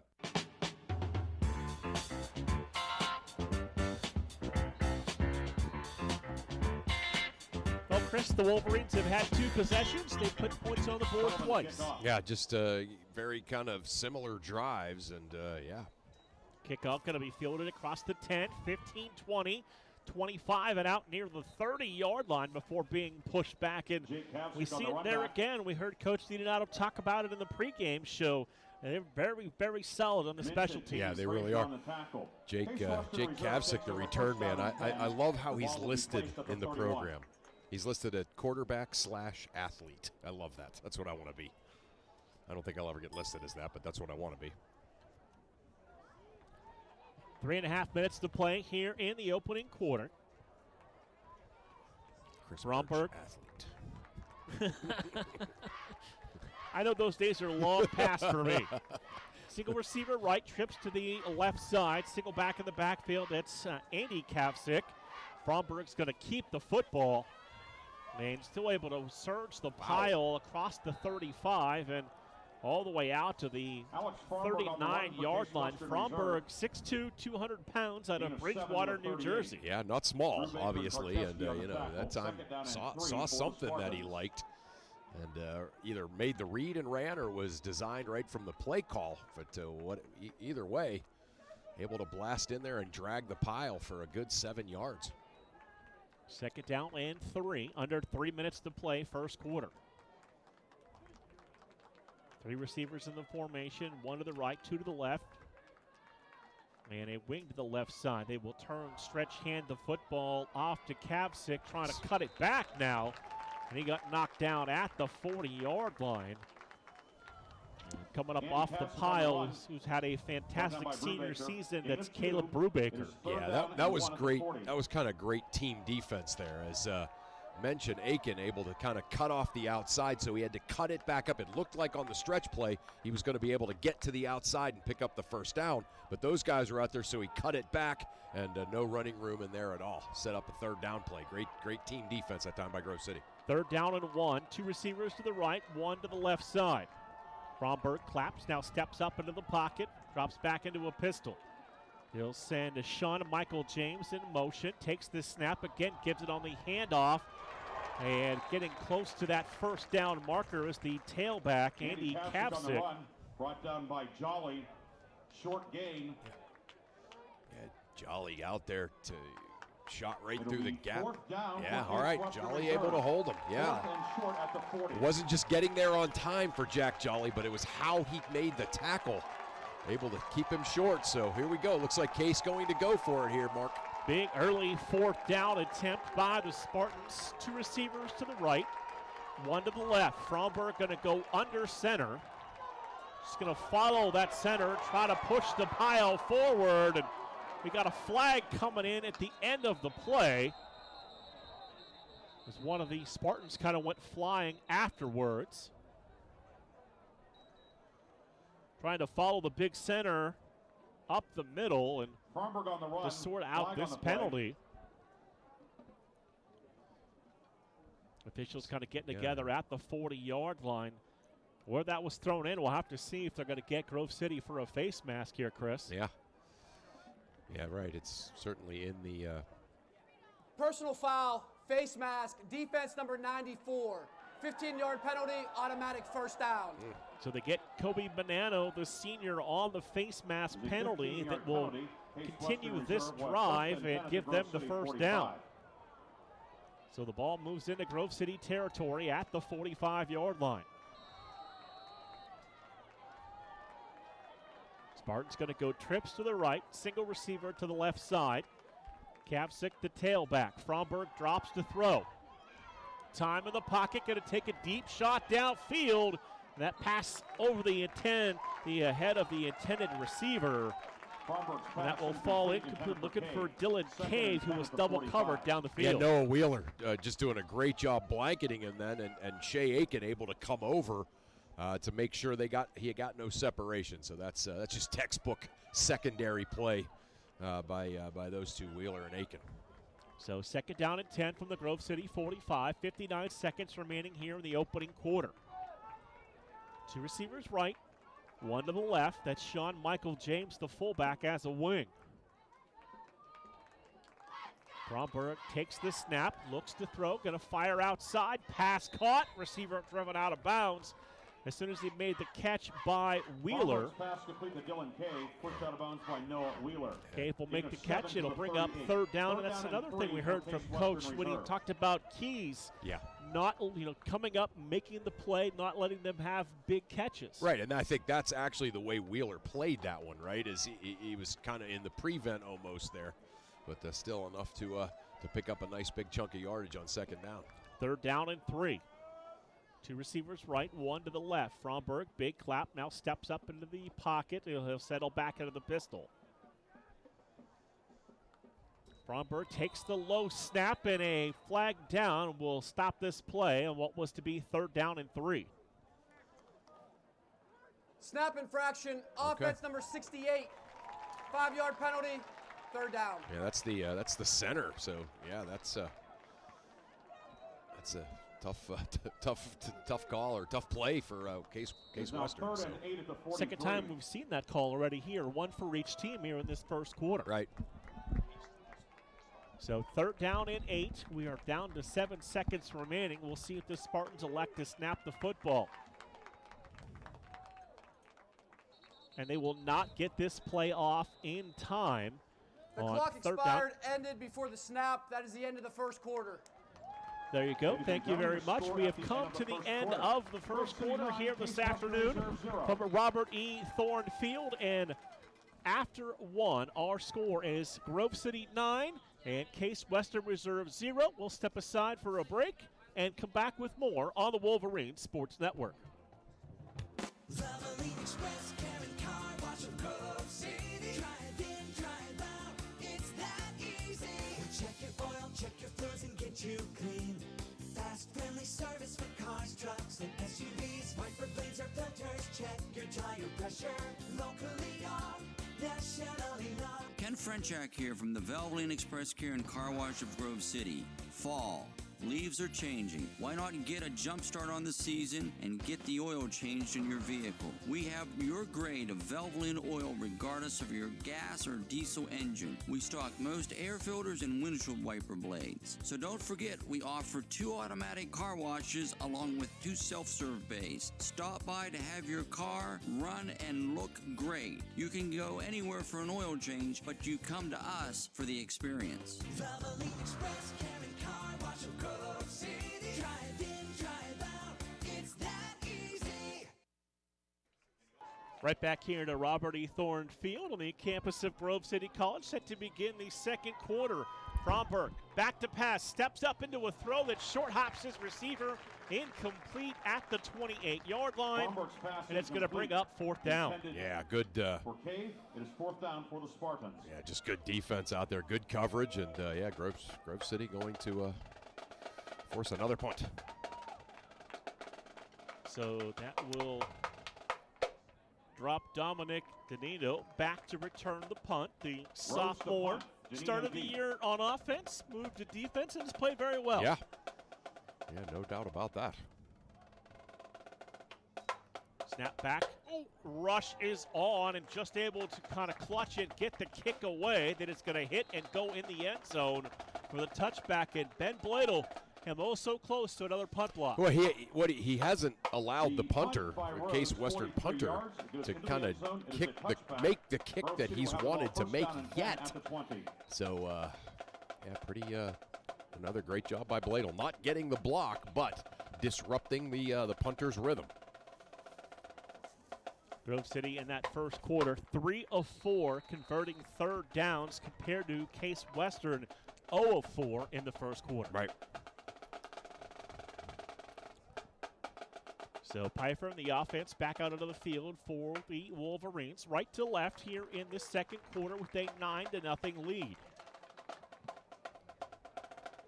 Pfeiffer takes the snap. He'll give the ball to his running back who ran into the pile and got pushed back for no gain. It'll bring up a 2nd down and 10. Brought down by Sakalo and Trot. Yeah, he actually made a cutback and ran right into Dalton No Ford. gain, 2nd and 10 at the 20. So 2nd down and 10.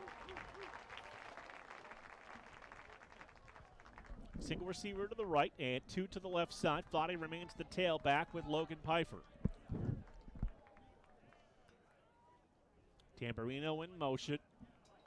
Pfeiffer to throw it on 2nd down and 10.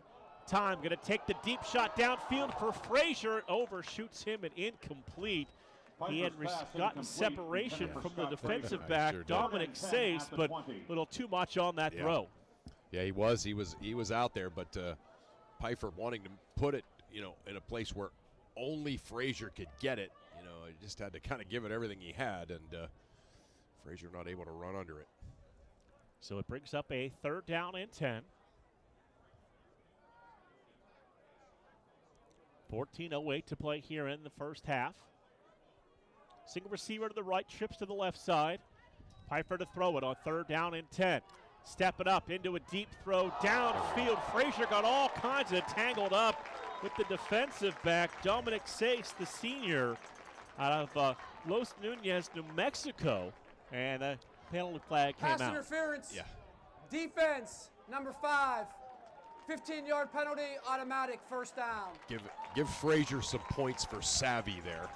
As, basically he broke off the route in a way that, Sace was going to get tangled up with him. And so, yeah, it was obviously it wasn't like a flop. That's not what I mean. He kind of recognized what the situation was, ran right through him, and caused that defensive pass interference to look so obvious. The experience of a senior. So Pfeiffer takes the snap, gives the ball to Ian Demiri. And Demiri able to get down to the 35-yard line, just crossed it. Gonna only pick up about a half a yard and bring up second down. And so far, Demiri on the run. this Spartan defense has done a good job controlling the running game. Yeah, they have. Yeah, and down and 10 at the we 35. expected them to be as good as they have been. But again, a couple of plays here and there. Obviously, Demiri able to break through and get the long touchdown run. So they've certainly done enough. Right, the Wolverines have run the football for 62 yards so far here this afternoon. So 2 receivers going to go to the right, 1 to the left side. Tamburino in motion will settle in the backfield. Pfeiffer going to hand the ball off to Nico Flotti. And Flotti got across the 40-yard line. They got hammered back. And that's going to bring up third down for the Wolverines. Yeah, able to pick up a decent chunk of it. But, yeah, you're right, just got absolutely clocked in there. So, on the run, brought down by Maley.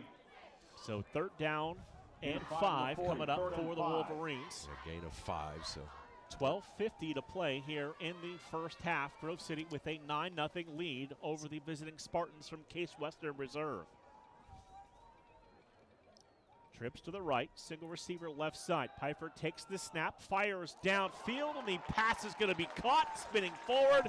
And that is a first down for Ryan Heckathorn with his 16th grab of the year. Yeah, Heckathorn right on cue, right? Just able to get in there into the slot, make a tough catch, and pick up a much-needed first down for this Grove City offense. Grove City at the 49. Wolverines now 4 for 5 in converting third downs here in the first half. That's the stat of the day right there so far. Sullivan to the right, Frazier to the left. Demiri the tailback. Pfeiffer takes the snap, fires outside for Frazier. Excuse me, that's for Sullivan. And that pass is incomplete. It's second down and 10. For Daniel Sullivan. Yeah. Second and 10 at the 49. Now you combine the 4 for 5 for Grove City on third down with the 0 for 4 for Case Western. Yeah, that's certainly been the difference in this game. That looks the eye test certainly like a really competitive game, but 9-0 lead for Grove City here, early second quarter. Both fullbacks, Tamburino and Brunette, in the backfield on second down and 10. Single receivers go to each side. Pfeiffer has Demiri behind him. Demiri's going to get the football, and he will just ram ahead across the 50 and down to the 48-yard line. Found it very interesting what Coach had to say about liking to have running backs with contrasting styles at 1 and 2. Yeah, right. That has been very successful for the Andrew DiDonato teams right over the years. And third and 6. Yeah. So third down and 6. One receiver to the right, trips to the left. Nico Flotti now back in the backfield on this third down. Play clock now down under 10 seconds. Pfeiffer to throw it. Steps up, hit as he throws, and a little too much on that pass as he took some contact in the throwing motion. Brings up a fourth down. Yeah. Intended for Sullivan. It is 4th and 6 for the Wolverines at the 47. You talking about contrasting styles. I mean, Demiri and Flatty are contrasting, but of course the ultimate contrast was the last several years, right, with Flatty and Clayton Parrish. The kind of the shifty tackle draggler and then the battering ram. Yeah, so Bear Bay will punt the football away. Standing back inside his 40-yard line. Gets the snap, gets away a high booming kick. It's going to hit inside the 5, and that will roll into the end zone for the touchback with 11:07 to play here in this first half of action. I thought Jason Mitch was going to have a chance there, but picked up some heat after it hit the ground. Looking around the league, Chris, they're getting set to start the third quarter at Carnegie Mellon. They are on top of Allegheny 42-3. Yeah. Second quarter, St. Vincent leading Bethany 10-7. Is that the green game? That's the green game. And Waynesburg leading Teal 7-0. About 7 minutes to play in that game. All right. So 1st and 10 for Fromberg and the Spartans from the Grove City 20-yard line. Fromberg claps, takes the snap, fakes it to his running back. He'll roll out. Going to take a shot downfield, double coverage, and that pass is going to be overthrown and incomplete. Looking for Noah Coyne, the 6'4 senior out of Notre Dame Cathedral Latin High School. Yeah, I mean, we don't talk a whole lot about Noah Wheeler. You know what I mean? Like, he's not one of the guys that we necessarily talk about, the stats and everything, but he is as good as you'll see in just one-on-one coverage. And that's exactly why he's in there as a freshman. And the receiver could not get free from him. And Ryan Montgomery coming over to double team as the ball arrived. So, again, great just textbook secondary play by this Grove City defensive backfield. Fromberg takes the snap. He'll stand in the pocket, feel some pressure, step it up, and he's going to be pulled down from behind by Bryce Spolnick. Looking for another sack to add to his season total. Sack on the play brought down by number 91, Bryce Spolnick. Bryce Spolnick. Loss of 1, 3rd and That'll 11 give Spolnick 6.5 sacks, put him second on the team behind Ben Bladel, who has 9. 3rd down and 11 for Case Western. So 3rd down and 11 for the Spartans. Single receiver to the left, trips to the right side. Single back in the backfield with Alex Fromberg, the senior. Play clock approaching 5 seconds. Fromberg takes the snap, stands in the pocket, going to take a shot downfield, had a receiver come open, and was able to make the catch before being knocked out of bounds. That's Dylan Cave, the junior, on the catch. Yeah, Cave made a double. He made a double move on him. He ran out, acted like he was going to stop and came back, and then he took off again. And Fromberg put a perfect pass on him before Wheeler could recover. 1st and 10 for the Spartans. They will quickly get to the line and run the ball on 1st down. As they're able to pick up a nice gain on 1st down. I think that might have been Sean Michael James, the senior, on the carry. Yep. Seen him line up a lot at fullback. 4 to the 42, 2nd and 6. James only had 29 yards rushing, but 8 touchdowns. Wow, okay. So he's that guy. Fromberg takes the snap, hesitates. He's going to run the football, and he'll dive across the 40-yard line. That's going to bring up a 3rd down and about 3 to go for the Spartans. Fromberg on the Again, line. Fromberg, picking his spots well, just like we were told that he would, right? To run the football. 3rd down and 4. Case Western now 1 of 5 converting 3rd downs. Will be faced with another one at 3rd and 4. Let's see if this Grove City defense can step up again. They have, almost every time on 3rd down here. Fromberg takes the snap, drops to throw, stands in the pocket, had a man open and overshoots him and incomplete. And it's going to bring up 4th down and 4. See who caused the bad throw? Ben Bladel, double coverage, double teamed, like Watt is for the Steelers, but able to just drive both of the guys trying to block him into the quarterback, and the quarterback couldn't set his feet and make the throw that he wanted to. 4th down and 4 at the 40. So the Spartans keep the offense out there on 4th down and 4. One receiver right, one receiver left, trips to the right side. That's Sean Michael James, remains the tailback. Fromberg to throw.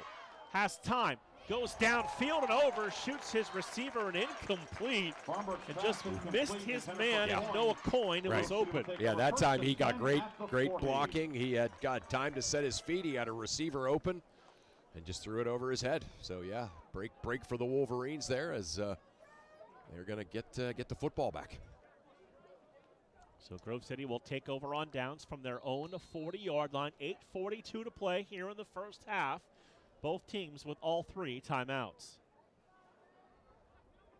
Wolverines going to put 1 receiver to the right and 2 to the left side. Tamburino in motion. Pfeiffer to throw it. Has time. Fires the deep out. Frazier was unable to complete the catch at the 50-yard line as he went out of bounds. It's second down and 10. Pass incomplete, intended for Frazier.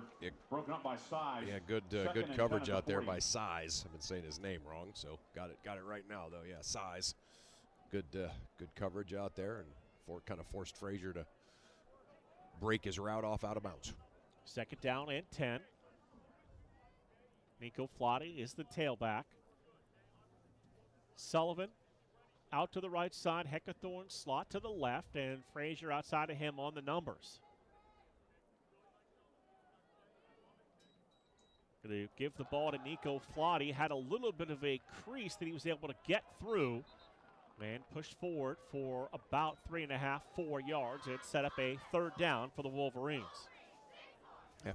Flatty on the run. Just enough of a push there by the offensive line, and Flatty able to drag some would-be tacklers to get 3, and certainly Mel on the tackle. Set up a little bit more manageable third down play here for the Wolverine offense. Play clock at 20 seconds as they turn and check with the cards on the near sideline. We go under 8 minutes to play here in the first half.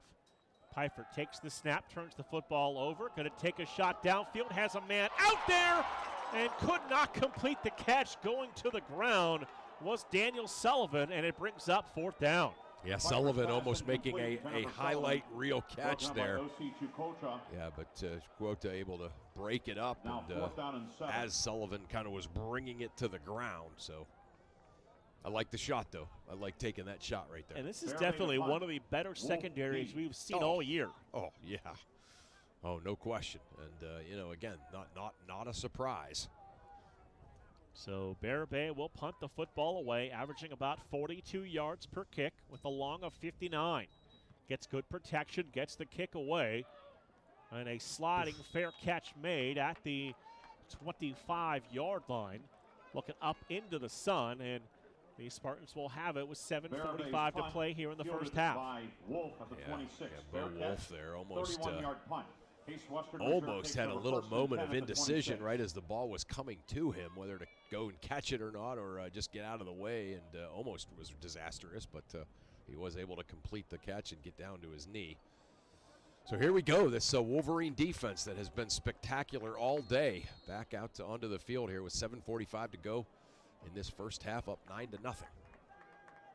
Fromberg overlooks the defense. This will be the 20th play from scrimmage this afternoon for the Spartans. Takes the snap, going to give it to his running back, and he is twisted down in the backfield.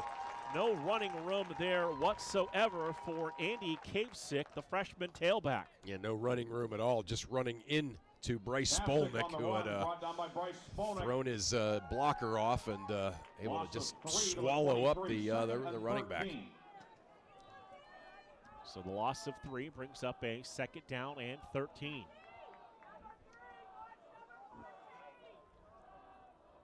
Trips to the right, single receiver to the left side. Fromberg claps, takes the snap, stands in the pocket, fires the pass quickly. Receiver made the catch, and then immediately got knocked down to the turf by Bowden Davidson. Yeah, Davidson just kind of a couple of steps off of him. Enough of a kind of a cushion that Coyne was able to catch it, but then was able to tackle him right away. But still, a 5-yard gain. That is only Coyne's first catch of the afternoon. So third down and 8 for the Spartans.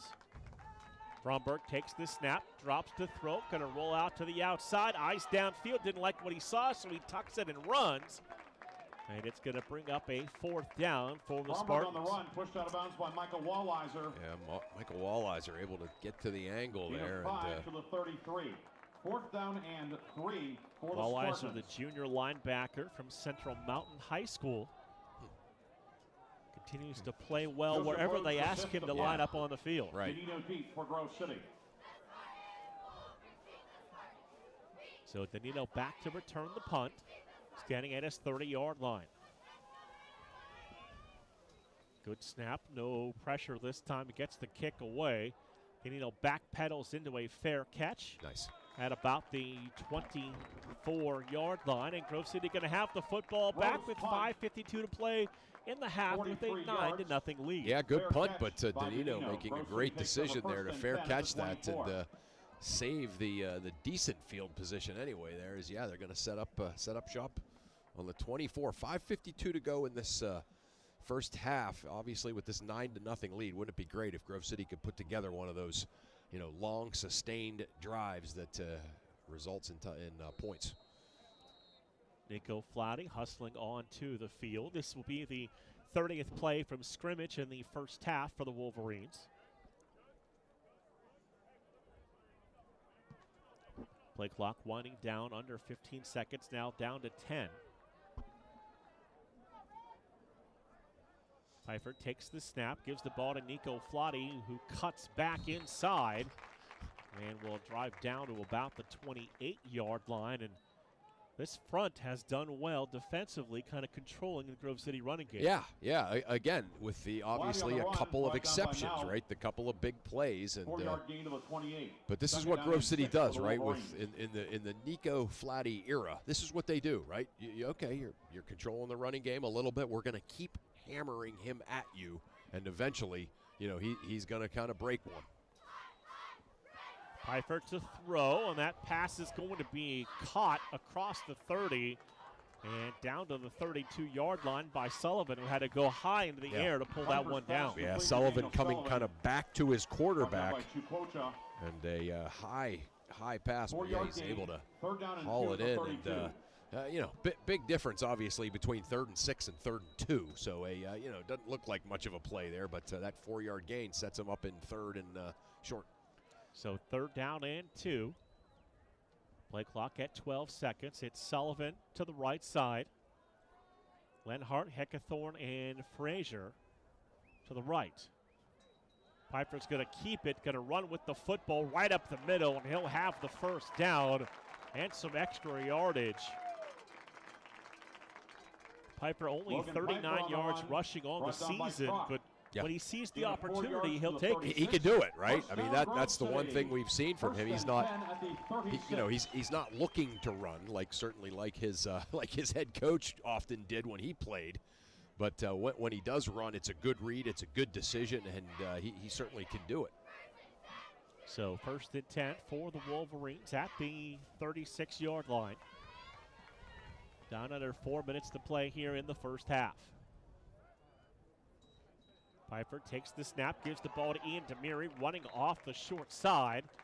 And Demiri with a good first down gain down to the 40-yard line. On the run. Demiri by Chukwucha. Demiri following 40, big Robert Tamburino, who was just making white shirts go bouncing off of him as Demiri followed him. I've certainly loved watching him, another great senior that's made some unbelievable contributions to this program, Robert Tamburino. 2nd down and 6. Tamburino in motion, settles in the backfield. Pfeiffer to throw. Flips the hips, turns around, fires downfield for Frazier. And Frazier able to come back to the football, make the catch across the 30, and down near the 28-yard line. Yeah, just made a great hip move there on size on the sideline. Got into the middle, and another perfect pass in there from Pfeiffer. And Grove City in business. Down to 2 minutes and 50 seconds to play here in the first half. Single receiver to the right, 2 to the left side. Pfeiffer to throw it again, firing downfield. Frazier makes another grab, and he's down to about the 22-yard line. Yes. So, you'll take a 5-yard completion on first down. Sakalo on the tackle. Number 53 is permitted to stay in the game. Okay. So Brady Brungard lost his helmet, but he will get to stay in, and Brady appreciates that. Yeah. The crowd fired up. became a starter the day he came on campus as a freshman. Yeah. And has been a fantastic player on that offensive line for 4 years. Yep. Give the ball to Nico Flotti, bounce it outside, cut back hard to the middle, and drives down to the 15-yard line. That'll be a Grove City first down. And that's kind of what I was talking about. Just as you said, Case Western's done a great job kind of containing the run, and but they kind This is of a keep at it. 2-minute timeout. Right.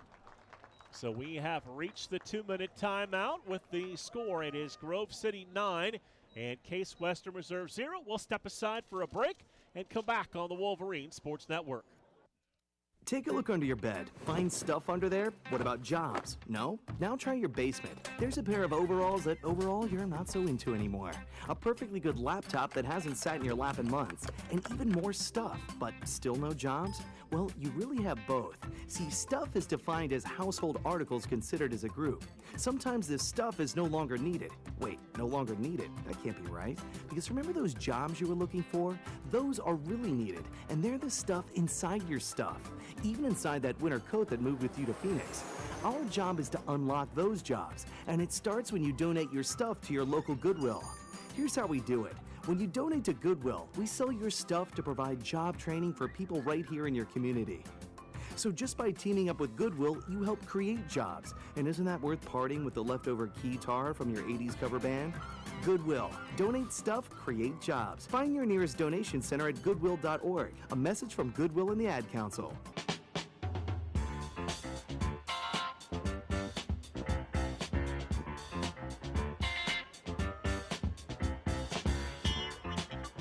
Two-minute timeout over, and the Wolverines ready to come back to the field. Of course, the 2-minute timeout added to the end of each half this year across college football. Yeah. Single receivers to each side. Flotty's the tailback. Nico's going to get the football. Has a big opening inside the 5, and he will rumble into the end zone for a rushing touchdown for Nico Flotti. That is number 10 on the year for the senior. Just a blindingly quick cutback as he went kind of right at the left side and then recognized nothing there. The corner on that side had gone with the receiver, made the cutback, and just scampered into the end zone for another Nico Flotti touchdown. So it'll be Lambert to snap it, Bearbay to hold, and Sullivan on for the extra point. Snap and hold are good, as is the extra point by Daniel Sullivan. And Grove City pushes their lead to 16-0 with 2 minutes to play here in the half. Yeah, a really nice drive for the Grove City offense and a great scoring play by Nico Flotti, and getting to score on senior day for him. But yeah, I mean, again, you think about the sort of flow of this game, Mark. I mean, you can tell how good Case Western Reserve is. You can tell. I mean, they're like good players in every position. And, it certainly has been no walk in the park for Grove City, but they have just kind of kept at it. They've kept sort of hammering away on offense at the things that maybe aren't necessarily working, easily. And they've been able to just find enough to have 2 touchdowns and a field goal. And defensively, that's kind of the story of the game today, is just how terrific this defense has been. That drive, 8 plays, 76 yards, took just under 4 minutes for the Wolverines to find the end zone. Perfect. Now Sullivan on to kick the football away. And over end kick that'll be fielded across the 5, 10, 15, 20. And a full head of steam down to about the 25-yard line. Kapsick on the run back, On the return by Kapsick. Yeah, Kapsick. That's Jake Kapsick, as you said, the quarterback athlete. Quarterback athlete. Once he catches the ball, he's an athlete. There's one way forward, straight ahead. Yeah. So the Spartans will have a minute 47 to play here in the half. And all 3 of their timeouts. Yeah. Fromberg brings the running back, Andy Kapsick, right next to him. Now he'll drop a couple yards behind. Fromberg back to throw, and we're going to get a penalty flag that comes out. A lot of motion that time from Kavzik, Flag on moving the play. all around Fromberg. Yeah.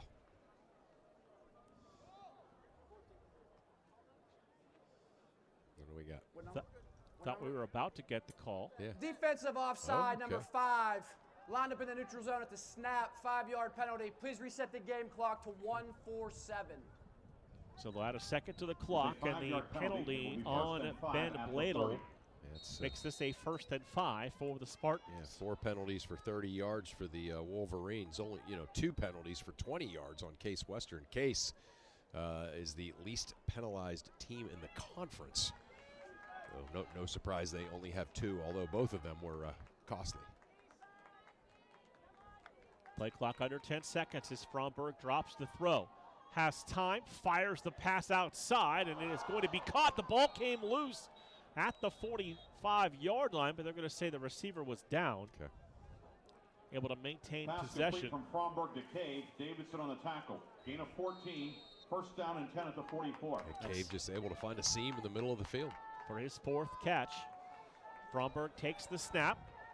Going to take a shot downfield, and that pass is bobbled and knocked away at the last second and incomplete by this Grove City secondary. Yeah, he actually caught it. He got both hands on it, and Ryan Montgomery making a heads-up play by kind of as soon as he recognized that the receiver had both hands on it, kind of punched up and knocked the football out of his hands. So a great heads-up play by Montgomery. You know, that was a bit of a recovery, right? He got beat, but then he recovered and was able to knock the football out of his hands. Great job by Montgomery. Second down and 10. One receiver to the left, trips to the right side. Fromberg checks for the sidelines. Play clock at 5 seconds. They just get the play off. Pressure from Bladel. The pass is going to be caught and then pulled down by Jack Jolly for just a short gain. It brings up 3rd down and 9. Complete from Fromberg to Wolf. Yeah, Wolf Jack Jolly on the tackle. traversed fields and made that interesting. But Jack Jolly just hustling came from the behind and made the catch. Fromberg to throw, and that pass too tall and incomplete as he threw that off his back foot, looking for Noah Coyne, and it brings up 4th down. Yeah, Noah Coyne, 6'4", but not able to go up and get that. Covered by the 5'9" Noah Wheeler, but Wheeler again doing a great job in one-on-one coverage. So Danino back to return the punt. Rhodes to punt. Danino deep. Joseph Rhodes, the 5th, the senior. Ranchos Palos Verdes, California. All right, well done. I may have practiced that. Snap back to him, gets the kick away. And Danino going to call for the fair catch at about the 18-yard line. So 56 seconds, all 3 timeouts. We'll see how aggressive Coach DiDonato wants to be. Yeah, right. A 16-0 lead here with just under a minute to play in this first half.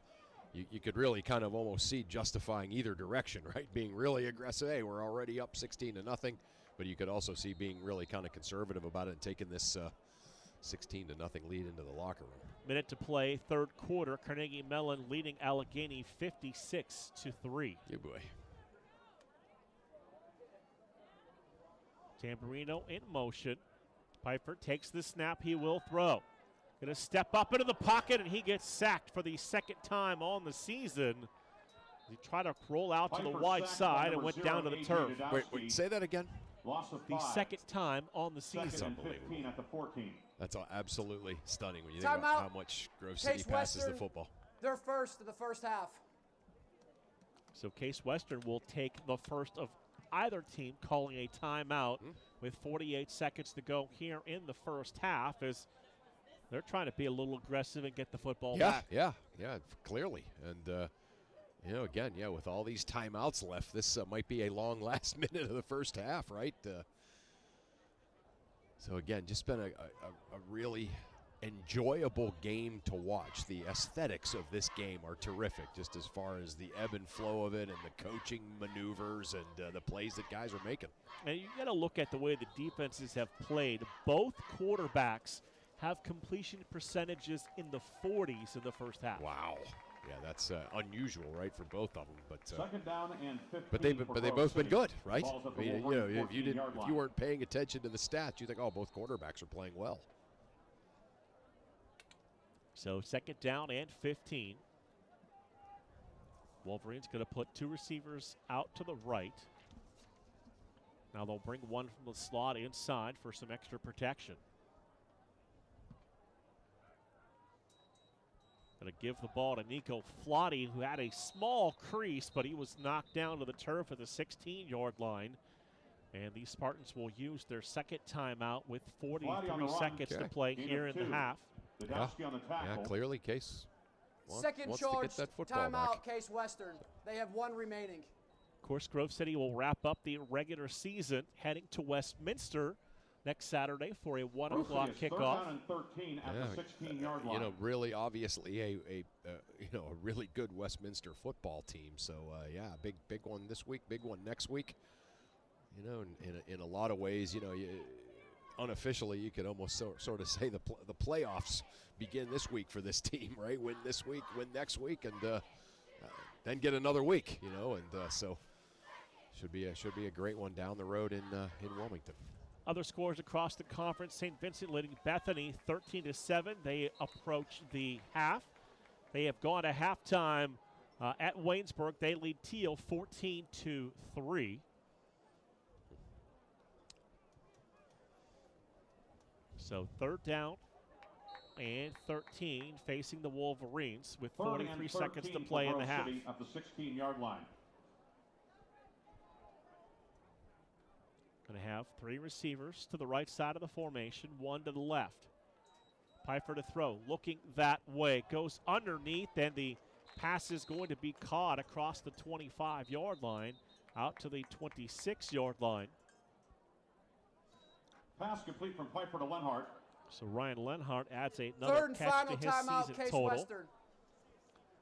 His second reception Gain of of the 11 day, yards, Grove and City he's at 9th 4th and of 2 the at the season. 27. Yeah, picked up 11, but needed 13, so it's going to be 4th and 2, 35 seconds to go. Case has exhausted all 3 timeouts here in an effort to force a punt and get the football back. So. And we've seen 7 punts here in the first half. You look at the score, and Grove City with a 16-0 lead, but both defenses have really, really played well. Yeah, I mean, obviously Grove City's defense has, sure, they've bent a little bit. They've given up some passing yardage, but they have been as lights out as they have needed to be against this really good Case offense. And right, Case's defense, a couple of moments there, big plays by Grove City's offense, but otherwise they've been terrific. Wolf back deep at the 35-yard line. Daniel Barabay to punt. Good snap back to Barabay. Rush on, gets the high kick away. Returner lost it in the sun. Go get it. So this is going to roll and go out of bounds right near the 10-yard line. And Daniel Barabay will take a bow on senior day. Yeah, that was terrific. Barabay's punt, 63 yards, out of bounds at the 10. Case Western Reserve takes over 1st and 10 at the 10. Yeah, good hustle down the field there by Derek Lambert, but Barabay needed a big clutch punt there and got one, as now Case with no timeouts. His season longest, 63 yards on that punt. Nice. Yeah, now the Case is going to have to go 90 yards. Okay, so I guess they're not going to try. Well, they've decided to take a knee, and that will takes a knee. Run our first half play clock down. And there will be no need to snap the football again here in the first half of action. Nice. That's all Barabay, right? Case did everything they needed to do, but Barabay made it so they just decided to take a knee and not take any chances. So we've come to the end of the first half. Grove City with a 16-0 lead. Yeah, you mentioned it. Coaches take all 3 of their timeouts trying to get the football back. Barabay says, here's the 63-yard punt. We'll take a knee now and head into the locker room. Yeah, that's terrific punting by the outstanding punter of Grove City. So with Grove City on top 16-0 here at the break, it has been another fantastic first half for the Wolverines. Yeah, no doubt. Great job both on offense and on defense for the Wolverines. So we will take a break. We'll come back, and we'll have more on the Wolverines Sports Network. Grove City College is a Christian college where you'll be challenged academically and nourished spiritually, where you can determine your calling and understand how to pursue it, and where you'll be a part of a community of purpose and principle. An excellent education is at the heart of the Grove City College experience, coupled with a commitment to faith and a mission to keep higher education affordable. I'm Grove City College President Paul McNulty, inviting you to visit gcc.edu to learn more.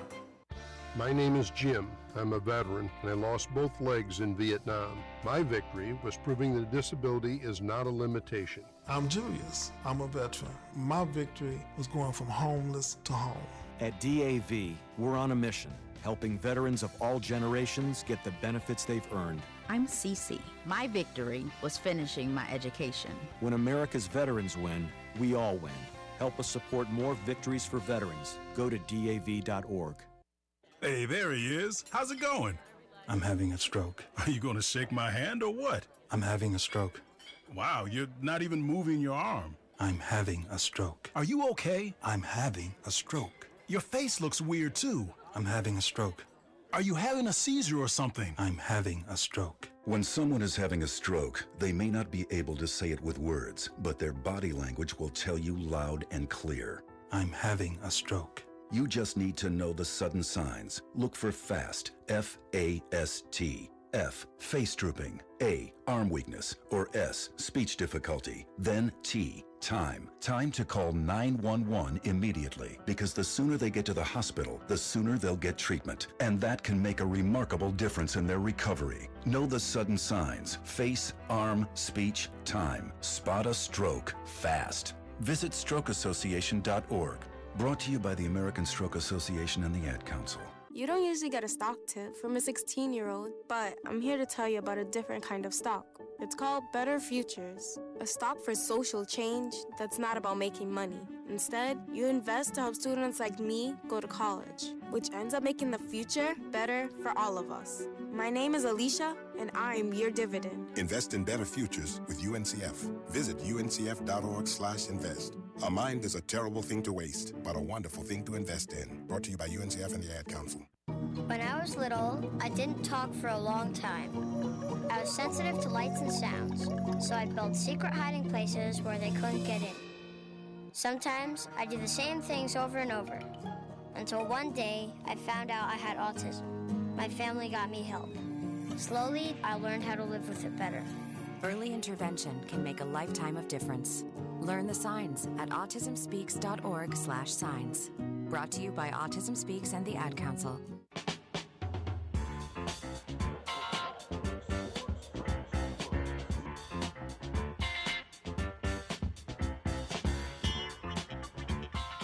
Halftime here on the Wolverine Sports Network, and the Wolverines on top of the visiting Spartans from Case Western Reserve by a score of 16-0, and the defense has played exceptionally well now over the last 6 quarters. Yeah, it's right. It's amazing. Again, obviously Grove City went down to Waynesburg a week ago, a heavy favorite. But, again, to shut a good, certainly a getting an improving college football team out like they did down at Waynesburg, and now they've carried that into this home game against this great Case Western Reserve team and shut them out for 2 more quarters. So 6 quarters, no points. You can't do much better than that, but even more impressive if you kind of take a little bit of a deep dive into the things that they've done well to keep the opponent off the scoreboard. Wolverines got on the scoreboard first, capping a 7-play, 62-yard drive that took 3 minutes and 53 seconds. Was Ian Demiri's 32-yard touchdown run. Sullivan's extra point was blocked, and the Wolverines had the early 6-0 lead. Yeah, that was, again, Grove City was, just kind of working its way down the field. Nothing easy, and then Demiri able to go off left tackle and just beat everybody to the end zone. And he's a power back. He's got some quicks, too, and he certainly showed it there. And, got the Wolverines on the board first. 3:36 of the first quarter, a 12-play, 52-yard drive that took 4 minutes and 23 seconds was a Daniel Sullivan 38-yard field goal. Chris, originally they were lining up for a 32-yard field goal. Yeah. A snap infraction called. They backed it up 5. Sullivan stayed focused and knocked it through the uprights. Yeah, that's called your kicker. Your kicker picking you up, right? Again, a penalty in that situation, making a relatively easy field goal much tougher. But Sullivan was clutch as usual, and no problem, knocked it through. Wolverines finished off the scoring at the 1:55 mark of the first half, an 8-play, 76-yard drive. Of course, as I go to say that the screensaver kicks on for 3 minutes and 57 seconds, capped off by Nico Vladi's 10th rushing touchdown of the season. Sullivan's extra point gets us to 16-0 Grove City here at the break. Vladi like a cartoon character, reversing direction so fast he looked like a red blur, and once again able to beat the safety. Kind of coming up over the top to get the angle, just like Demiri's touchdown, able to get into the end zone off of the great cutback. And Grove City, again, it hasn't been particularly easy, but this offense has been efficient enough, a couple of touchdowns and a field goal, and the defense has been flawless. 12 first downs for Grove City to 3 for the Case Western Reserve Spartans, who have run the ball 24 times and are averaging under 2.5 yards per carry. It tells the whole story, right? I mean, you can't get your running game going at all. It makes it tough to play offense, and again, just a tremendous amount of credit needs to go to that Grove City front, the Grove City defensive line. You got to do everything right to get a couple of yards on this Grove City defense, and Case hasn't done that enough. The Spartans have run 26 plays for just 92 yards, while the Wolverines 40 plays for 229. Yep, and again, that's about what it looks like. You think about the eye test, the score on the scoreboard. That stat kind of reflects exactly what one would think. And the big number we've been keeping an eye on all afternoon long, Grove City 5 of 9 converting third downs. And Case Western Reserve just 1 of 8 on third, 0 of 1 on fourth. Right, and that's the thing. Grove City able to keep their offense on the field, and Case hasn't been able to. When we come back from a break, we will look at the individual first half numbers, update you on scores around the league. Halftime, Grove City 16, Case Western Reserve 0. You're listening to the Wolverine Sports Network. Valvoline Express, Karen Car Wash of Grove City. Check your oil, check your fluids, and get you clean. Fast, friendly service for cars, trucks, and SUVs. Wiper blades or filters, check your tire pressure. Locally owned, nationally known. Ken Frenchak here from the Valvoline Express Care and Car Wash of Grove City. Fall. Leaves are changing. Why not get a jump start on the season and get the oil changed in your vehicle? We have your grade of Valvoline oil regardless of your gas or diesel engine. We stock most air filters and windshield wiper blades. So don't forget, we offer 2 automatic car washes along with 2 self-serve bays. Stop by to have your car run and look great. You can go anywhere for an oil change, but you come to us for the experience. Valvoline Express, Karen Car Wash of Grove City. Drive in, drive out, it's that easy.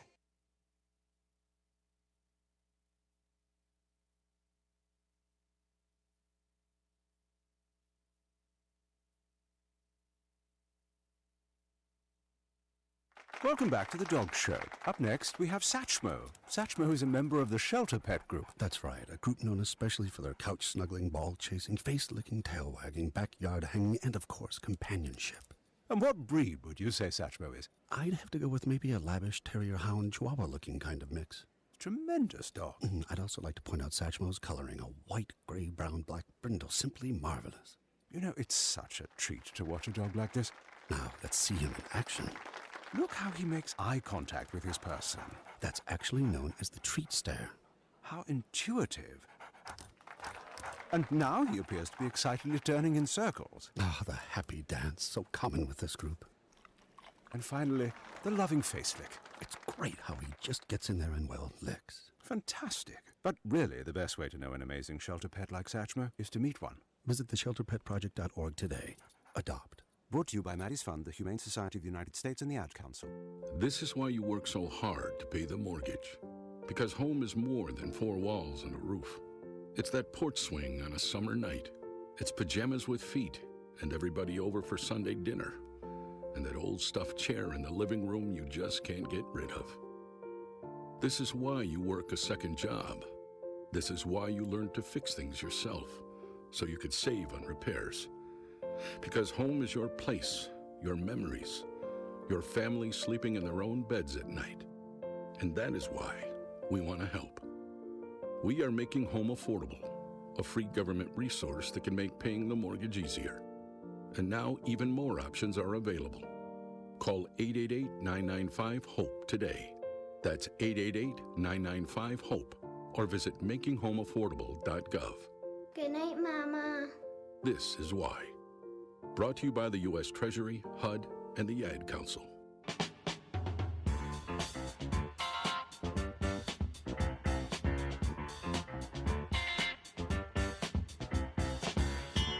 Halftime continues here on the Wolverine Sports Network. Grove City leading Case Western Reserve by a score of 16-0. Chris, we look around the President's Athletic Conference here this afternoon. Ooh. Under 8 minutes to play in the fourth quarter. Carnegie Mellon has put up 63 on Allegheny. It's 63-3. Yeah, the steel and the aluminum are both cooking there for Carnegie and Mellon, as they certainly have the offense going. That's a really good football team. St. Vincent leading Bethany 13-7 as they get set to begin the third quarter. And Waynesburg on top of Teal 14-3 as that game still at halftime. Yeah, and again, we heard Ryan and Coach DiDonato talk about Waynesburg, right? I mean, you look at that score, Grove City, beat up Waynesburg's a good team, and certainly coming out and playing a great first half against a Teal team that got a nice win last week. I thought it was interesting in that pregame show last week. Coach kind of compared the way they are trying to build that program back up to the same way that he did with the Wolverines. Yeah, no question about it. You can certainly see the similarities. So that would be a big win for Waynesburg, obviously. Looking at some of the individual numbers here in the first half. First for the Spartans, Fromberg, 6 of 15 throwing the football, 68 yards. That's a 40% completion percentage. No touchdowns, no interceptions. He has been sacked once. Yeah, and again, just certainly wouldn't call it kind of pedestrian, but just sort of doing what he needs to do, to put up those numbers. Leading rusher in the game is Fromberg, who has run the ball 4 times for 13 yards. Leading receiver, Cave, has 4 catches for 61 yards, but in the first half doing a good job controlling the big 6'4" Coyne, who only has 1 catch for 5 yards. Yeah, I was just thinking that. Looking at those numbers, Fromberg only 68 yards passing, and, the receivers, Cave, Coyne, Wolf, those guys that Coach DiDonato, talked about with Ryan in the pregame show. I mean, they're doing a really good job. A lot of good one-on-one coverage for the Grove City secondary is keeping those guys in check. Logan Pfeiffer throwing the football, 9 of 19 for 124 yards. No touchdowns or receptions, was sacked once. And I thought a really interesting conversation that Coach had with Ryan Briggs, talking about, the way our offense works. Yeah. We're not going to lead the league in completion percentage, but when we complete passes, it's for big yards. I mean, I almost make the comparison, me with my basketball analysis, but it's almost like a great shooter, right? You're our shooter. Don't worry about shooting 80%. But it's like they're saying that to Pfeiffer, right? It's like, look, your completions when they hit are going to be big plays, things like that. So, yeah, you're going to be 21 for 26 sometimes, like you were last week. But most of the time, right, it's just we're going to loosen up defenses. We're going to go deep. We're going to miss deep occasionally. But yeah, I mean, I think 9 for 19, 124 yards, no sacks or 1 sack, no interception. That's sort of typical, for Pfeiffer. And just when you think, okay, maybe he's having a tough day, he'll hit one deep to a Scott Frazier to really break this game open. So yeah, that's kind of the way that it has worked here in the great career of Logan Pfeiffer. Nico Flotti, 13 carries, 58 yards, and a touchdown. Ian Demiri, 6 carries for 48 yards and a touchdown. Pfeiffer has run it twice for -1. Frazier, you look back to the game and you think, kind of quiet first half, and you look at the numbers: 3 catches, 68 yards, leading the way. Right, but he'll break one here. He'll get one in the second half that'll kind of make it memorable. So yeah, they're putting a whole lot of effort into keeping him in check, which, like you said, that they are. But he still has 68 yards receiving. So again, just a great player that. Defenses have to really spread themselves thin to try to keep in check. Lenhart, 2 for 23. Heckathorn, 2 for 18. Sullivan, 2 for 15. As Pfeiffer spreading the ball around here in the first half. You look at some of the tackling numbers. Jack Jolly, Bryce Spolnick leading the way with 4 apiece. Mitch Brubaker in there with 3, leading the way here in the first half. Yeah, and again, some of the names you would expect showing up there, but how about this? I'm looking at your tackle chart. Ben Bladel, no tackles, because they're double and triple teaming him, every play, which opens things up for other guys to get tackles, right? So at the half, Grove City on top of Case Western Reserve by a score of 16-0 here at the break, and we kind of just, mentioned it, 6 quarters now that this Wolverine defense has kept a 0 up on the board. Right, and they just again, I sometimes I try to think of a more brilliant way to say this, but it's just the guys on defense doing their job, and each one of them doing exactly what they need to do, kind of in the way that they do it, and 6 quarters. Let's see if we can get 2 more. Let's make it 8. It's been an absolutely beautiful, crisp fall afternoon. And, what I love about today is, you think about the football seniors, but there's so much more that goes into a football game on a fall Saturday afternoon.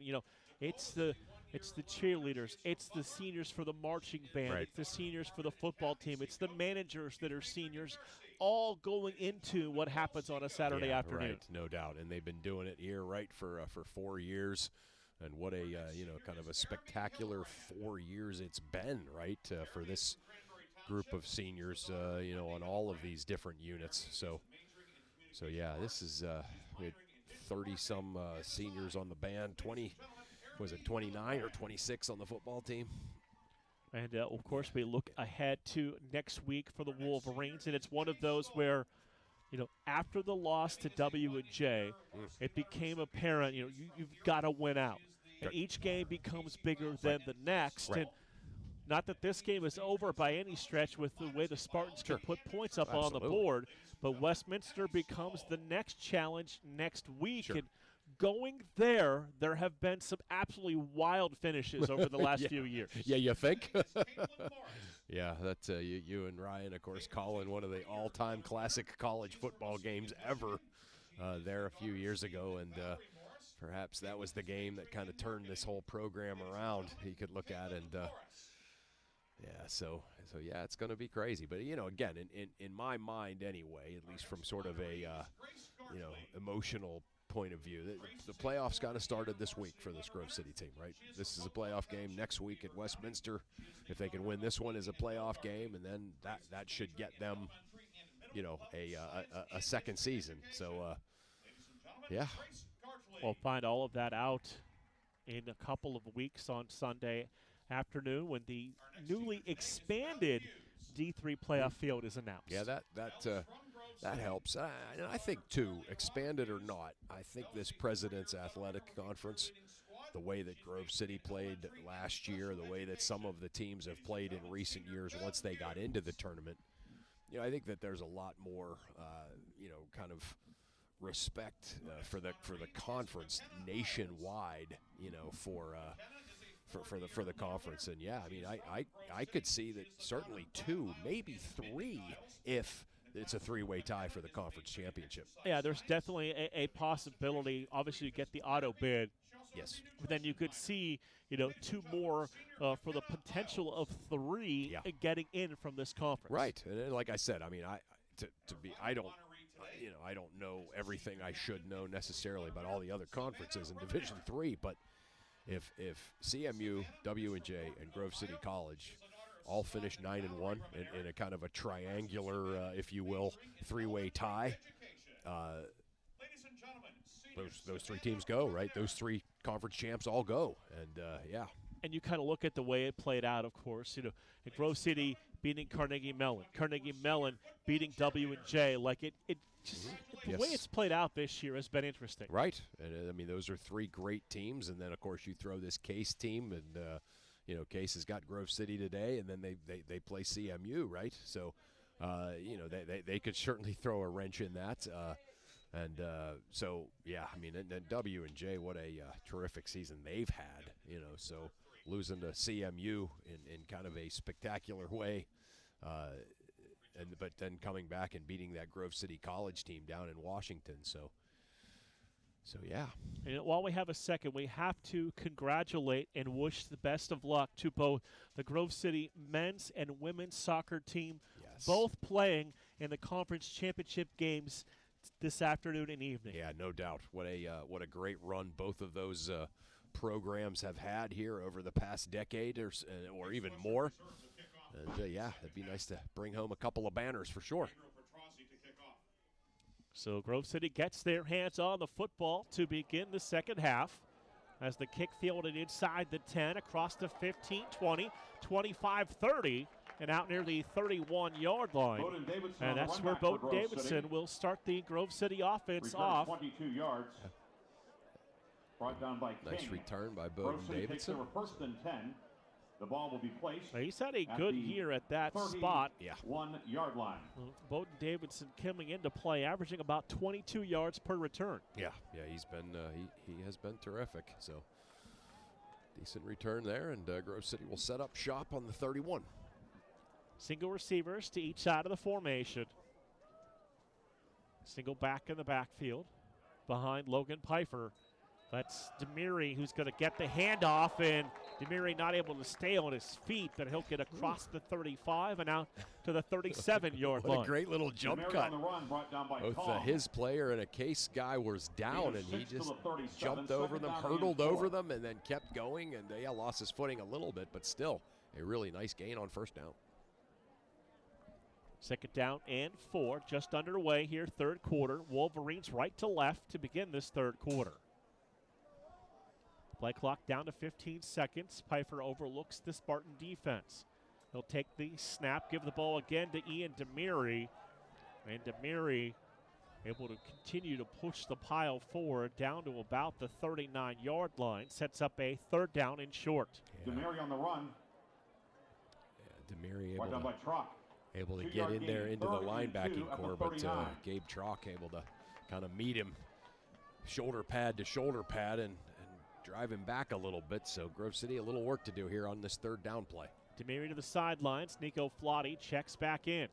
Sullivan to the right. It's Heckathorn and a Frazier to the left side. Now Heckathorn going to move in tight. Going to give the ball to Nico Flotti. Flotti trying to stretch to the outside. He cannot. He's going to be pulled down for about a yard loss. And it brings up fourth down, and Barabay on to punt. Yeah. Brought down by Mel. Great play out there by Mel. 4th and 2 at the 39. I mean, that's one of those plays we've seen Nico break that tackle and pick up many yards afterwards that time. But a great play out there by the Case defense. So they're going to get a 3 and out here to start this second half. Barabay to punt. This will be his 4th, averaging 47 yards a kick this afternoon.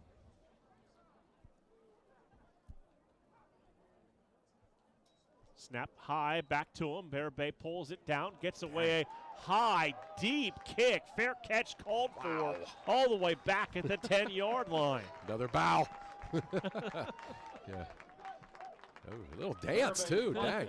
All right. He's enjoying senior day. day. He sure is. At the 10. Case Western Reserve takes over 1st and 10 at the 10. So all the way back to the 10-yard line is where the Spartans begin their first possession of this third quarter. Yeah, and you think about, what these two punts have meant, right? I mean, Case Western Reserve now back-to-back 3-and-outs, end the half and the beginning of the half, but Barabay punting them out of trouble both times and flipping the field position. Fromberg overlooks the defense, takes the snap, going to fire downfield. That pass is going to be caught just shy of the 20-yard line. Gain of 8, 2nd and 2 at the 18. Noah Wheeler on the tackle. So 2nd down and 8 coming up. A great battle between Cave and Noah Wheeler out there. One-on-one continues. 2nd and 2 for the Spartans. Fromberg overlooks the defense, trips to the right, single receiver left side. Play clock down to 14 seconds. He'll take the snap, look to run it himself, and he's going to be pulled down back near the 15-yard line. They've contained him running the football so far today. Yeah, that was Jack Jolly. That's about 2 or 3 times today where he has come from sort of the backside of a running back or a receiver after the catch and just run them down just on pure hustle. Looks like Jack Lambert on those old NFL films, chasing down an unsuspecting back, right? Just burying them. So 3rd down and 4.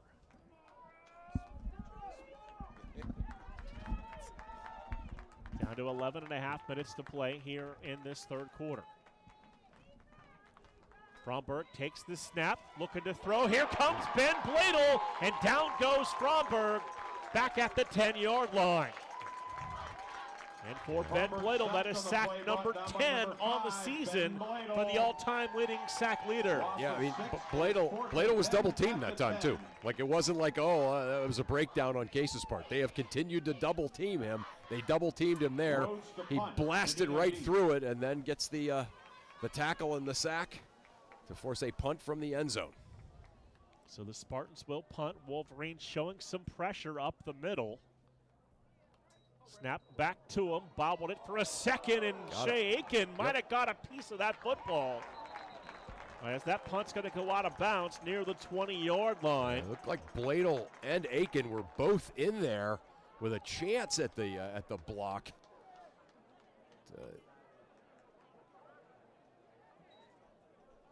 Okay, so we're going to say that was just a kind of a shank off the side of his foot, and no one got contact on the football, but Grove City begins this drive at the Case Western 20-yard line. Yeah, so the stat sheet won't show a blocked punt, but Bladel and Aiken certainly just kind of messed the punter's timing up, and so he just shanked it off the side of his foot.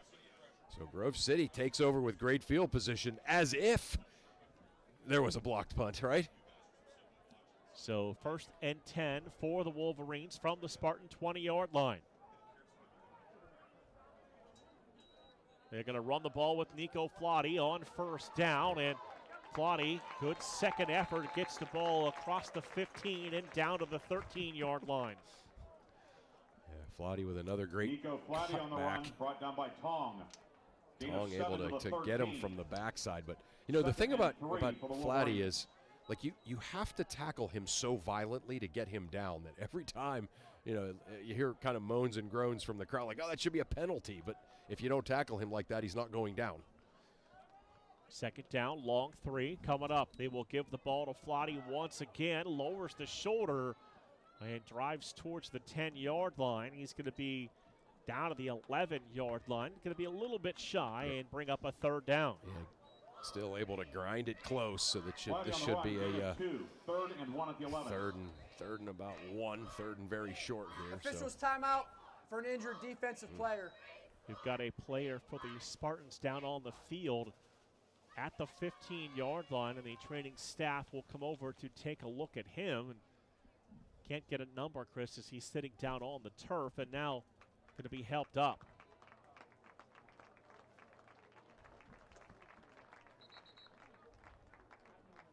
The player down defensively, that's Osi Chichekwa, down on the field. Yeah, he's been great today too. So if he's out for several plays, that's a painful one for Case. Third down and 1 at the 11.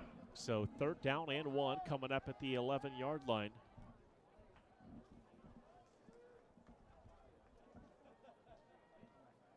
Going to bring in both fullbacks. Flotty's the tailback. Piper going to work out of the pistol. Going to give the ball to Nico Flotty. Cut to the outside, cut hard back inside, and he'll have the first down to about the 8-yard line.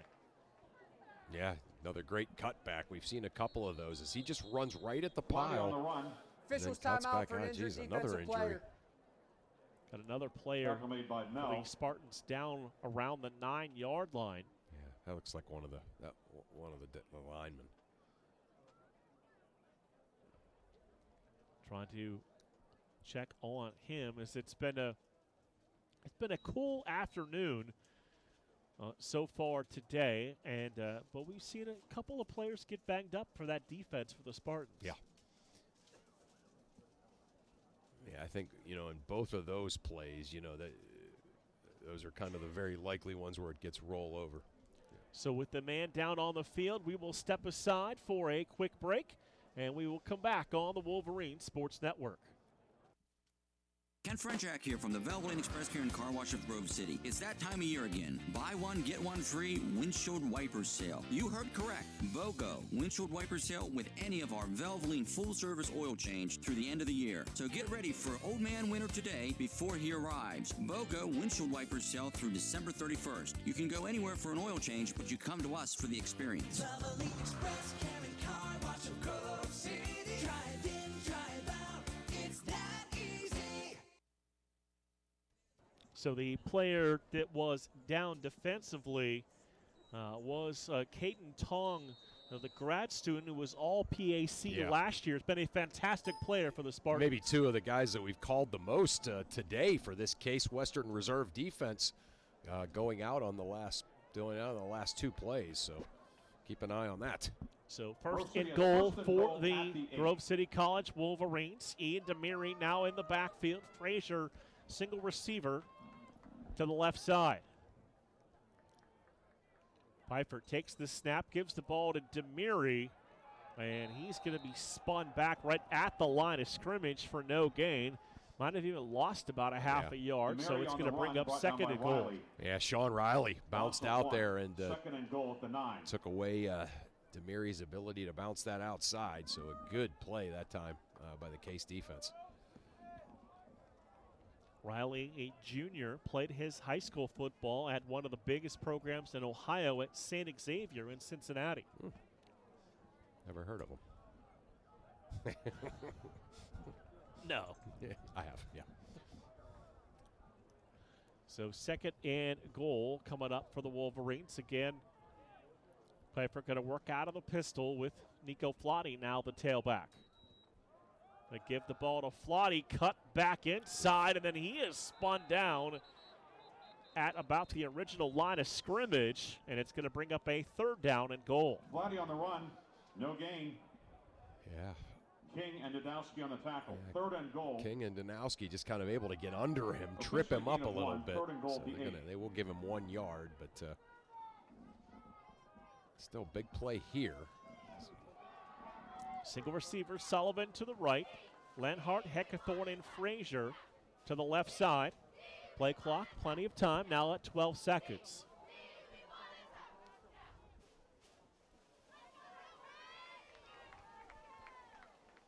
Down to 3. Piper snaps it. Gonna look for the end zone. That is a touchdown for Ryan Lenhart. Had his man boxed out, as you like to say. He did it right. And made the catch for the touchdown. That's Heckathorn, 88 on the touchdown. Complete the number 88, Ryan Heckathorn. It is an 8-yard completion. Yeah, Heckathorn just kind of Number 8, pinning Piper, him up. Heckathorn, touchdown Grove City.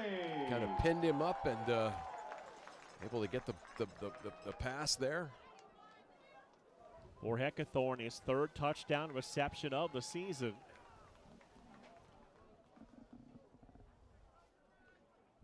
Sullivan on for the extra point. Lambert snap, Bear Bay the hold, and Sullivan's extra point is up and good.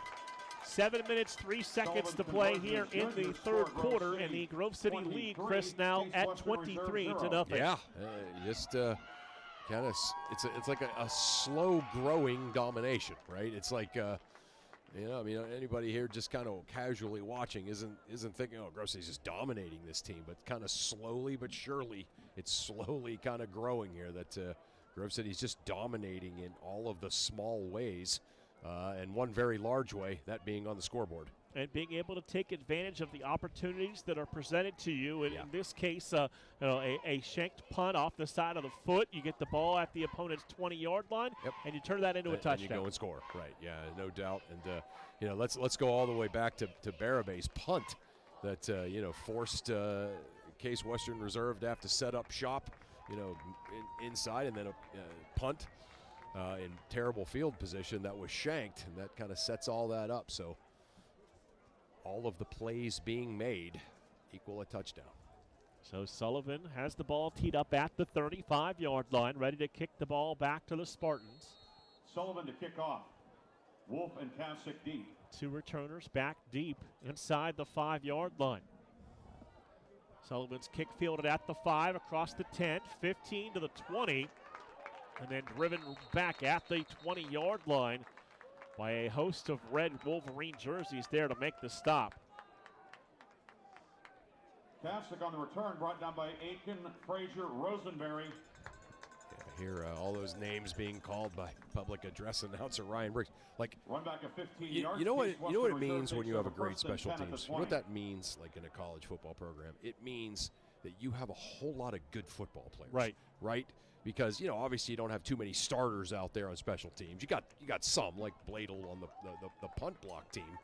But, just a whole bunch of good football players flying around taking great pride in what they're doing on those special teams, and that's what Grove City has going here. Bladel's coming again with pressure, pressing Fromberg from the backside as he unloads that pass that falls incomplete. And Bladel almost perfectly, Chris, timed up that blitz. Not almost perfectly, right? I mean, that was occasionally we see him get called for offsides on that. But, again, he'll take that. He'll take the occasional offsides call, for being able to time it up like that. And Fromberg just no time to set his feet and make a pass. And that's something you typically see from the great pass rushers. They're going to get caught every once in a while, jumping early. Right. But for the production you get, like you said, you're okay with that on occasion. Yeah, and it's how he's beating the double team, too. Fromberg to throw. Flag will fly. He's going to take a shot downfield, and the pass is caught across the 40 to the 43-yard line. Fromberg's pass. There was a flag on the play as well. Yeah, I think they got Bladel that time. Offsides, defense number 5. Yeah. That penalty is declined. The result of the play is a first down. That is Bo Wolf from Tuscaroras Valley High School who made the reception. 43-yard line.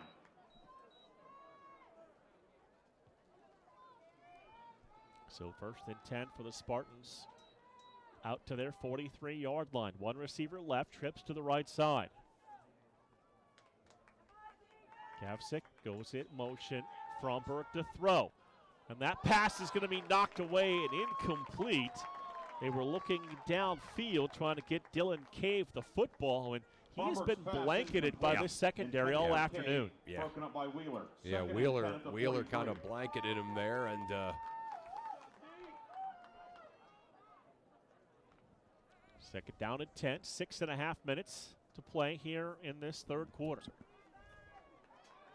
3 receivers again go to the right, 1 to the left. Single back, 2 yards deep behind the senior quarterback, Alex Fromberg. And now the official throws a flag. False start, offense number 14. 5-yard penalty, second down. Noah Coyne just started leaning a little bit forward in his stance and got called for the penalty. Yep, just the third penalty on Case Western. As we've talked about a couple of times, the least penalized team in the conference, but still a couple of costly ones today, even though they only have 3. Final this afternoon, Carnegie Mellon defeats Allegheny 63-10. 2nd and 15, Fromberg to throw. Going to take a shot again down the sidelines, battling for the football. and Bowden Davidson had great one-on-one coverage. Shea Aiken came over to help. Yeah, I mean, he was right there. He was out there on an island with Coyne. But, yeah, just able to scratch and claw and battle and guard him one-on-one. Knock the play away. Michael Walliser, wearing number 34, going to check in for this 3rd down and 15 play.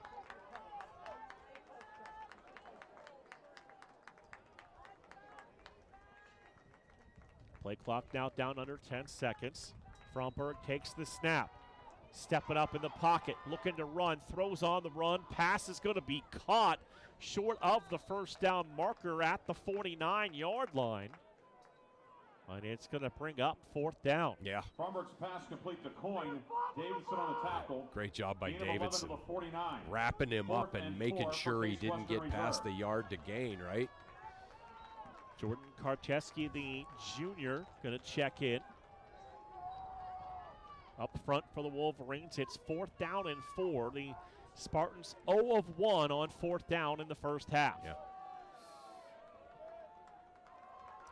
Trips to the left, single receiver right side. Single back in the backfield now to the right of Fromberg. He drops to throw. 3-step drop.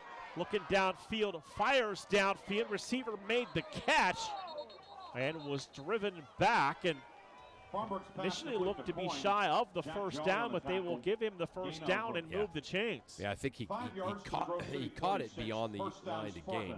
Jolly drove him back, but they're going to give him forward progress on a first down. Fromberg's going to keep the football, and he's going to be thrown down. Bryce Spolnick up from this end spot to make the tackle. Yes.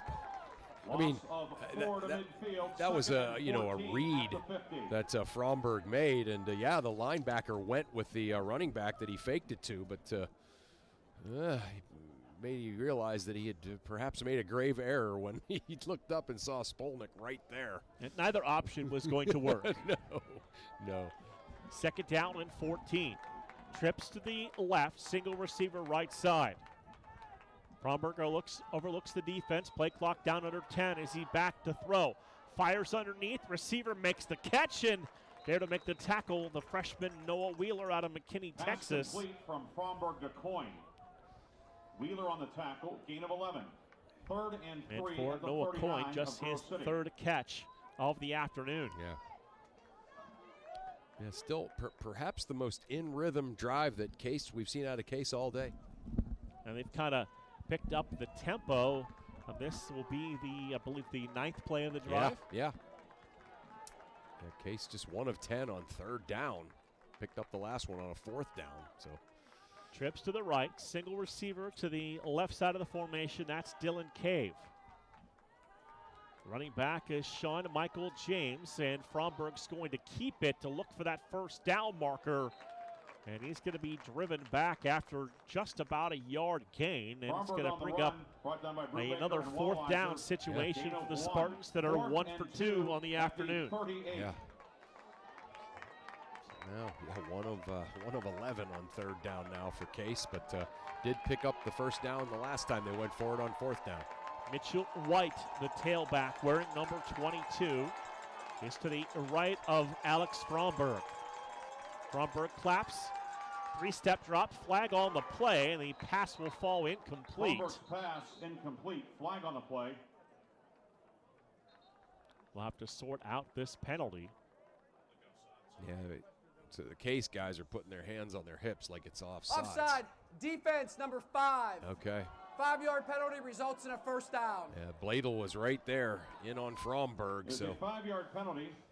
Like Ball's placed at the 33, 1st and 10 for Case Western Reserve. Looks like they got First him down, again 10 yards for to a go little bit of at the Grove City 33. Early start, head start.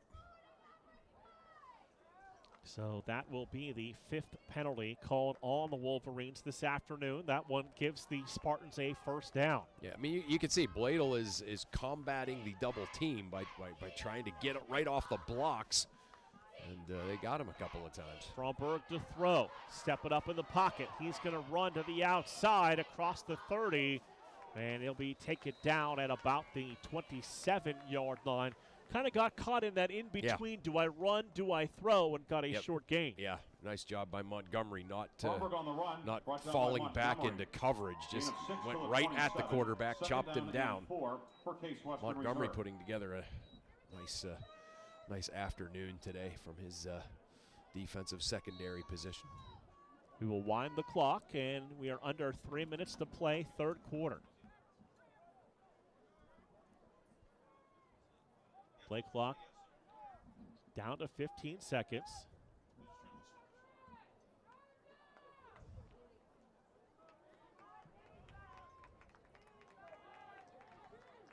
We've got Aaron Phillips now in there at the quarterback spot, taking the snap, trying to pick up the first down. As he just kind of hammered ahead. Phillips, the junior, out of Medina Highland High School. Yeah. Yeah, welcome into the game. Welcome to the teeth of the Grove City College defense there. So 3rd down and 2 coming up for the Spartans.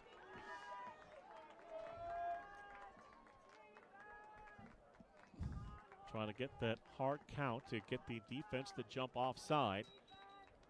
He will take the snap and run it to the left side, and he got back to the line of scrimmage, and it's going to bring up 4th down. Phillips on the run, brought down by Jack Jolly. No gain, 4th and 2 of the 25.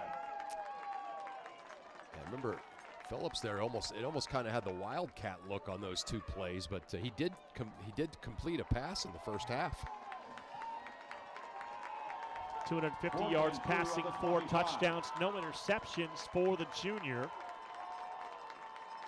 As trips to the right, single receiver left side, Phillips back to throw. Overlooks the defense, looking for a man who came open inside the 5-yard line and made the catch in double coverage. It's going to be 1st and goal for the Spartans. Phillips pass complete to number 7, Alec Angelo. That's Alec Angelo, the junior out of Hershey, Minch on the tackle, with his 28th catch of the year. Yeah. Goal at the 5. Yeah, just a nice little out route, nice pass out there thrown by Phillips, and the Case offense picking up some traction now with the new quarterback in. Trips to the left, single receiver right side. Running back to the right of the quarterback, Phillips, who takes the snap, looks to throw. Looking into the end zone, and the receiver tightrope the back line of the end zone for a touchdown for the Spartans.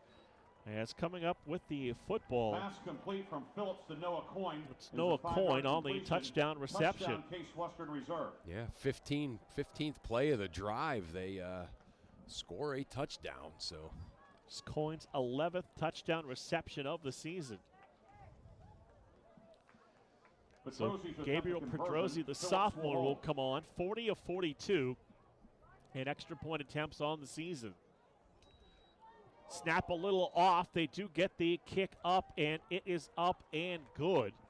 The kick is good. So with 22 seconds to go here in the quarter, the Grove City lead is cut to 23-7. Yeah, just an impressive drive by Case Western Reserve as they bring in Aaron Phillips, who, like you said from the stats, has played some this year.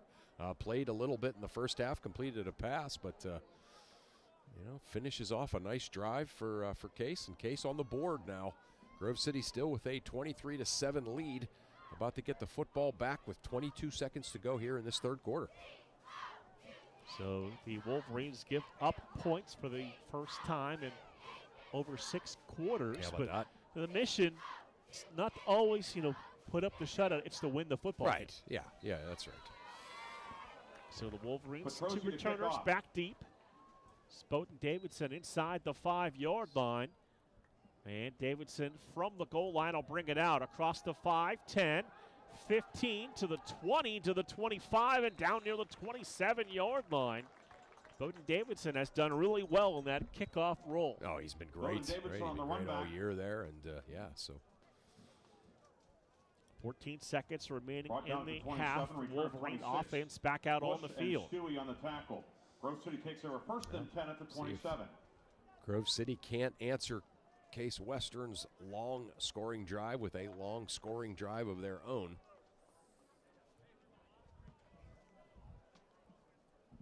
So Pfeiffer begins this drive at the quarterback spot with 1 receiver to the right and 2 to the left side.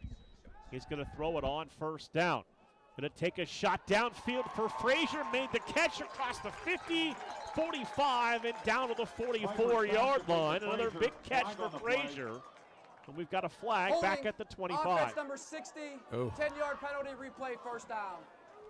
They get Luke Jolly for the holding penalty that wipes away that big catch from Scott Frazier. Yeah. It'll be first and 20 at the 17. I was just about to brag about my prediction that Frazier was going to break one here soon, but not so fast. As they do get a holding call there on Grove City. So good news about that scoring drive. I mean, it was 6 minutes and 36-second drive. So, again, Case scored, but they also chewed up a whole lot of clock doing it. And that will bring us to the end of the third quarter. And at the end of three, it is Grove City 23 and Case Western Reserve 7. And the Wolverines will have the football to begin the fourth quarter. We'll step aside for a quick break and come back with more on the Wolverine Sports Network. Valvoline Express, Karen Car Wash of Grove City. Drive in, drive out, it's that easy. We'll check your oil, check your fluids, and get you clean. Fast, friendly service for cars, trucks, and SUVs. Wiper blades or filters, check your tire pressure. Locally owned, nationally known. Ken Frenchak here from the Valvoline Express Care and Car Wash of Grove City. Fall. Leaves are changing. Why not get a jump start on the season and get the oil changed in your vehicle? We have your grade of Valvoline oil regardless of your gas or diesel engine. We stock most air filters and windshield wiper blades. So don't forget, we offer 2 automatic car washes along with 2 self-serve bays. Stop by to have your car run and look great. You can go anywhere for an oil change, but you come to us for the experience. Valvoline Express, Karen Car Wash of Grove City. Drive in, drive out, it's that easy. Ready to begin the fourth quarter here on the Wolverine Sports Network. Mark Means, Chris Birch with you on a beautiful fall afternoon on the campus of Grove City College. Wolverines will have the football to begin the fourth quarter, up 23-7. Yeah, and again, the long scoring drive by Case, was a scoring drive, but it took up a lot of time. So perhaps if Grove City can chew up some clock here and get a scoring drive of their own, that could really put this game away. Wolverines have run the football 29 times so far here this afternoon. First down and 20. Pfeiffer to throw it off play action. Downfield, Sullivan makes the catch, turns upfield, and he'll go out of bounds at the 29-yard line. And for Sullivan, that'll be his third catch of the afternoon. Yeah, Sullivan, great footwork there on that little out route. Able to make the catch and then scamper for a few yards down the sidelines before he's finally pushed out of bounds. He'll pick up 12. It's second down and 8. Offense going to stand up, look to the sidelines for the play call. Tamburino in motion, settles in the backfield. They give the ball to Nico Flotti on first down. Flotti got to the 31-yard line and was driven back on one of those typical Nico Flotti type runs where the contact remains. Yeah, and they never got him down either. He's still looking around like, why'd you call the play dead?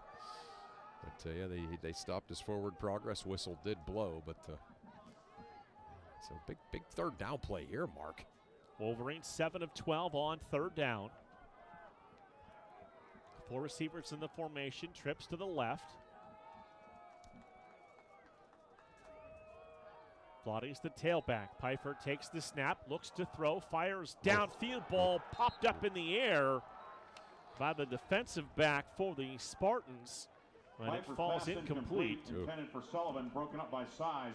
Yeah, Size, who's had a bit of a rough day today. That time almost corralled that one, and that would have been a game changer. But fortunately, he did not, and Barabay back out to punt again.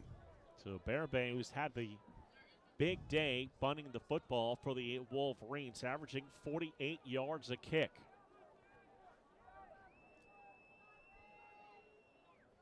Lambert snap a little high. Barabay pulls the kick down, gets away.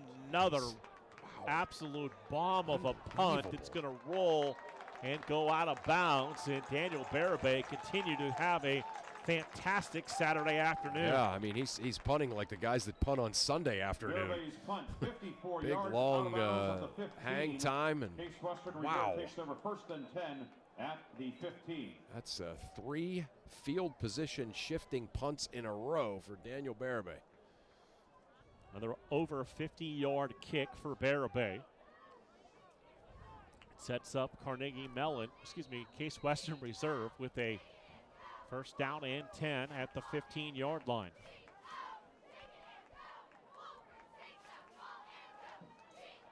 Fromberg back to throw, stands in the pocket, that's Phillips back there, and that pass is going to be intercepted by the Wolverines secondary. That's Shea Aiken. That's not Shea Aiken, that's 23, Jason Minch on the interception. Yeah, Minch just able to jump the route and get the big interception.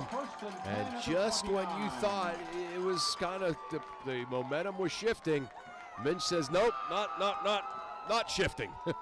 His second interception on the season. Sets up the Wolverine offense at the Spartan 29-yard line. Always love to see seniors make a kind of a game-changing play right on senior day. Demiri in the backfield gets the handoff on first down, and it's going to be dropped at the 30-yard line for a loss of 1. It sets up second down and 11. Yeah, just the defensive line walling up there for Case. 2nd and 11 at the 30. It has not been an easy day to run the football. No. Case Western averaging 1.2 yards per carry. Grove City 4.2. Yeah, wow. I mean, that's good, but it's still not as good as usual. Both defensive lines have been fantastic. One receiver to the left, 2 to the right side. Nico Flotti is the tailback. Pfeiffer takes the snap, gives the ball to Nico Flotti, lowers the shoulder and hammers down to the 25-yard line. And an afternoon where you have to earn every yard you get. He sure is, yeah. Down by Laverty and Riley. Yeah, Laverty and Riley there to make sure that he wasn't able to break that, but still after the 2-yard loss on first down, Flotti getting them into a 3rd and manageable, but still a very difficult 3rd and 6 here coming up. Twins to each side of the formation on 3rd down and 6. Play clock under 10 seconds. Flotti's the tailback, a yard behind Logan Pfeiffer, who takes the snap. Flotti picks up the blitz, and the pass is going to be caught by Frazier. Flotti did just enough to let Pfeiffer get loose with that football. Yeah, how about that? Yeah, great job by Flotti picking up that the blitzer there, and 4th and 4 to 23. Pfeiffer able to get the ball out of his hands quick for a 2-yard gain. So looks like the Wolverines going to leave the offense on the field here on a 4th down play. Frazier to the left, Heckathorn and Sullivan to the right side. Play clock now down under 10 seconds. Nico Flotti is the tailback. First 4th down attempt for the Wolverines offensively this afternoon. Pfeiffer takes the snap, and a flag comes out. It's going to be a false start on the Wolverines. Flag on the play. Before the snap, false start, offense number 71. 5-yard penalty, 4th down. So the false start penalty for the senior offensive lineman. Okay, let's okay, all right. So they will keep the offense out there now on 4th down and 9. Kind of kept looking to see on the sideline, but yeah, you're right. They're going to leave the offense out there for this 4th and 9 play. Frazier to the left. Heckathorn and Sullivan to the right side. Nico Flotti is the tailback. Play clock at 7 seconds. Pfeiffer takes the snap, stands tall in the pocket, going to take the shot downfield. That pass will fall incomplete on 4th down, and the Spartans will take over on the turnover on downs. Pfeiffer's pass incomplete. Yeah, still, I mean, the good news is, though, that was more than a 5-minute drive by the Grove City offense. So no points, but still able to keep the offense out there, pick up enough first downs to use up, certainly a significant amount of clock. Last minute and a half or so of the third quarter and the first 4.5 minutes of the fourth quarter. So it'll be Aaron Phillips, the junior, led a scoring drive, then threw an interception on his second drive. Takes the snap, stands in the pocket, going to take a shot downfield, and that pass is going to be bobbled and caught and brought all the way back to near the 5-yard line. As on that reception, that's a big completion downfield to Dylan Cave. Yeah, Dylan and it'll Cave. be first and goal for the Spartans. Able to kind of wrestle that football away from Bowden Davidson. And then, Davidson hurt on the play. And then able to pick up probably another 5 or 10 yards. For an injured defensive player. Yeah, Bowden Davidson made it to the sidelines. Case Western Reserve will have first down and goal at the 5. As he's down on the field at about the 12-yard line. Both teams will go to their respective sidelines with 10:21 to play here in the fourth quarter.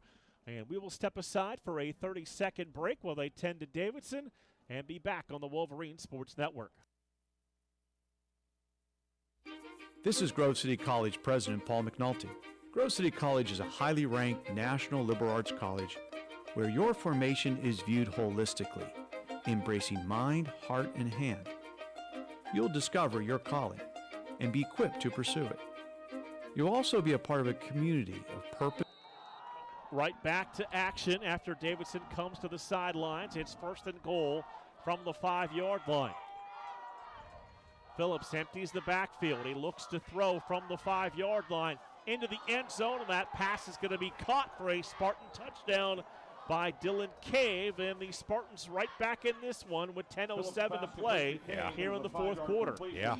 Touchdown, Case Western Just Reserve. able to find an open seam in the corner of the end zone. And Aaron Phillips, like you said, threw the interception, but has led 2 scoring drives now for this Case Western Reserve offense, and they're right back in this thing. Case Western Looks Reserve like they're will going to line leave up for the a offense 2-point out there. conversion. Yeah, right. Yep. Try to go for 2. Yep, you do the kind of, you break down the math, right? They went for 1 the first time. All right, now we're down 16. Now they got to go for 2 twice is what they're thinking. Single receiver right, trips to the left side.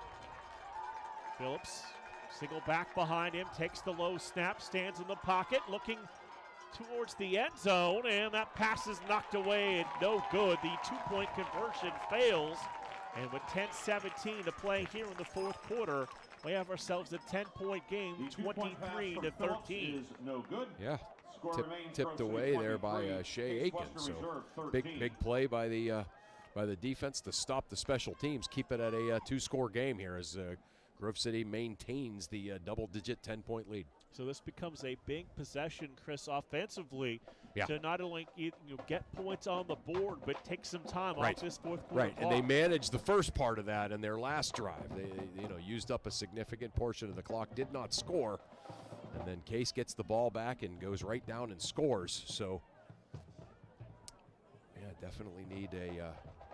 That drive only took 35 seconds or so. So, that was exactly what Case wanted to do. So, Gabriel Petrosi will kick.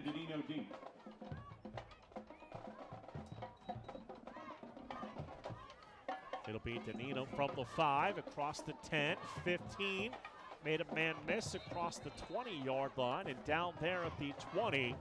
That's where the Wolverines take over with 10:01 to play in the fourth quarter. Yeah, Danino, nice job, good decision fielding that one, and then made one nice cutback to get to the 20. Anytime you're able to get to the 20 or beyond, it's a success, right? Better than the touchback. So first and 10 for the Wolverines. Nico Flotti is your tailback. Play clock now down under 10 seconds.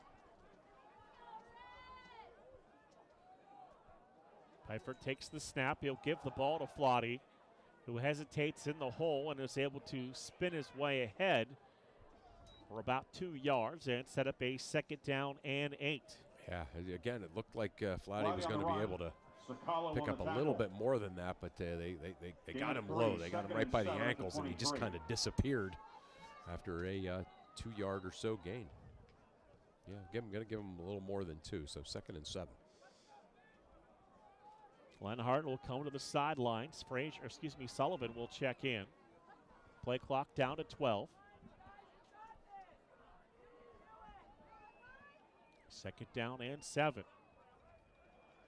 Pfeiffer takes the snap again. Will give the ball to Nico Flotty. And not a lot of running room for Flotty. Maybe got one more. It sets up a 3rd down and a long 6 coming up. Yeah. Game clock going to roll under 9 minutes to play here in the 4th quarter. 23-13. Grove City leading Case Western Reserve. Yeah, I mean, this is, again, no surprise. The strength of this Case Western team is their defense and the defensive line in particular. So just tough sledding here for what Grove City likes to do as their bread and butter. Pfeiffer takes the snap, fires downfield, and that is a catch by Heckathorn to move the chains across the 30 and down to the 32-yard line. Yeah, Heckathorn just able to find a little spot in the slot. Great pass by Pfeiffer. And Heckathorn does what he does, right? And that is picks up 1st downs, makes big plays. His 4th reception.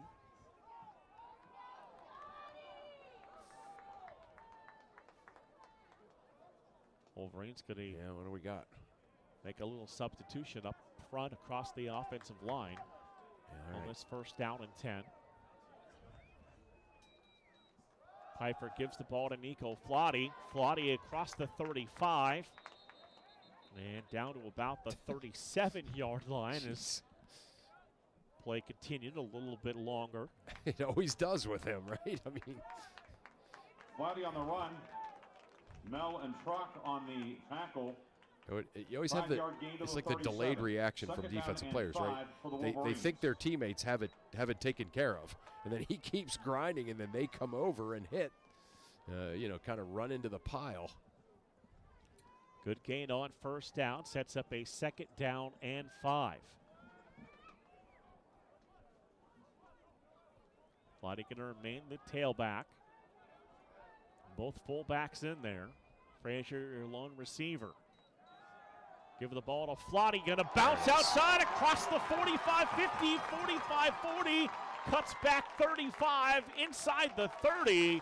And down near the 28-yard line. Great vision by Nico Flotty to bounce it to the short side and get the 1st down. Yeah. 1st down, Grove City. Flotty now over the 100-yard mark again. That's why you keep going to him, right? 1st down and 10, Grove City at the 28. Well, they've kind of, by the formation, Chris, they've said, here's 2 fullbacks. We're going to run the football. You have to stop us on this drive. That's right. Yeah. Flotty now at 122 yards rushing. So again, a tough afternoon for him. Like tough in the meaning like it's been tough, but still gets now up over 120 yards. Flotty will get the football again, trying to slash to the outside and then cut back in for another good gain on 1st down. Flotty on the run. Brought down by Trock and Sakalo. That's why you keep going to him, right?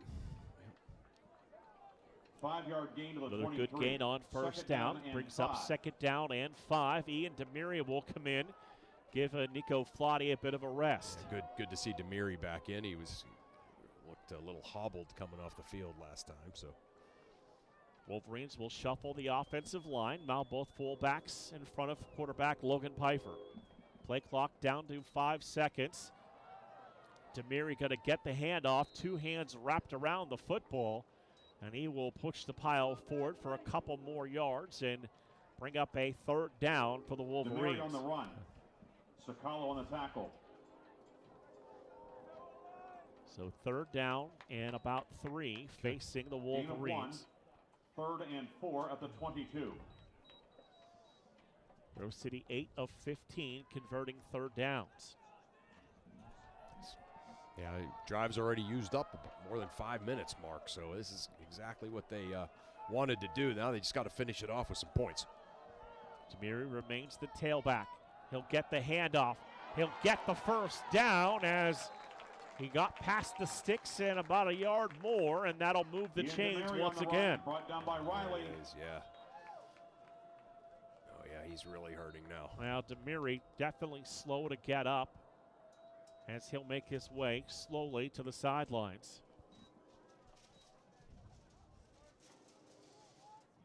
A couple teammates over to come help him Please to the reset sideline. the game clock to 4 minutes and 30 seconds, please. 4:30.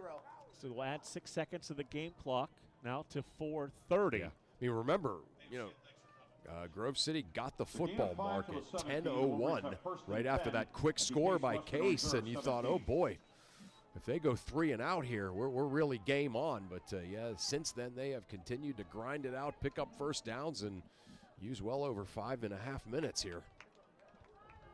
Haven't seen that in a while. We got the high fives from both fullbacks before they go back to the line of scrimmage. Give the ball to Nico Flotti, and Nico got pulled down from behind. The big number 98 in there to make the tackle defensively. First charge timeout, Case Western. So Case Western Flotti will on the use run, the brought down timeout. by Maley Joel and Laverty. Maley, the senior defensive lineman from Shadyside Academy, Short loss on the play. got in the Grove City will have backfield for the second down 2-yard and 12 loss. at the Laverty 19 coming after in the from the timeout. backside too to get him right away too. So yeah, again, you just can't say enough about what Grove City does. This what's happened since that touchdown is the classic example of why Grove City wins games. You know what I mean? So Case has all the momentum. They scored a quick touchdown. Grove City has the football. 10 minutes left, up 10. You're thinking, oh boy, and they find a way, right? They have found a way now to turn this into a 6-minute drive.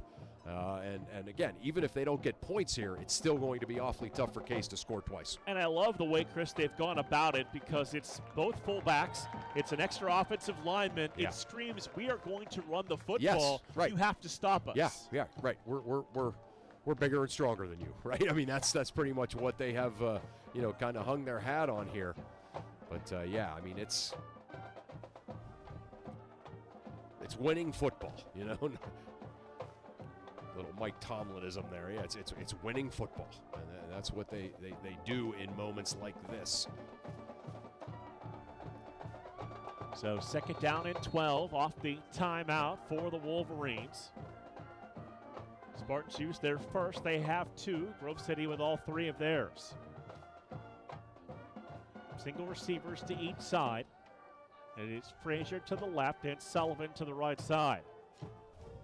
Nico Flotti's the tailback. Pfeiffer takes the snap, gives the ball to Flotti. Cut hard, now back up the middle, and he's all the way down to the 5-yard line. It's going to be first and goal for the Wolverines. Again, a great cutback. We saw him score a touchdown in the first half that way. Just a big time cutback. It's like the basketball point guard that crosses over and makes the defender, fall down. That's what he's doing there with those cutbacks. Flotti approaching his season high of 31 carries. Wow, workhorse. He will get the football again and just kind of lower the shoulders and try to push the pile forward. Down to about the 4-yard line where it's second and goal. Yep, just keep that clock rolling though, right? Flotti on the run. Going to bring in Bobby Benton, the extra offensive lineman. Going to bring in Anthony Burnett, the fullback. Yeah. Sullivan will come to the sidelines. Frazier remains the lone receiver.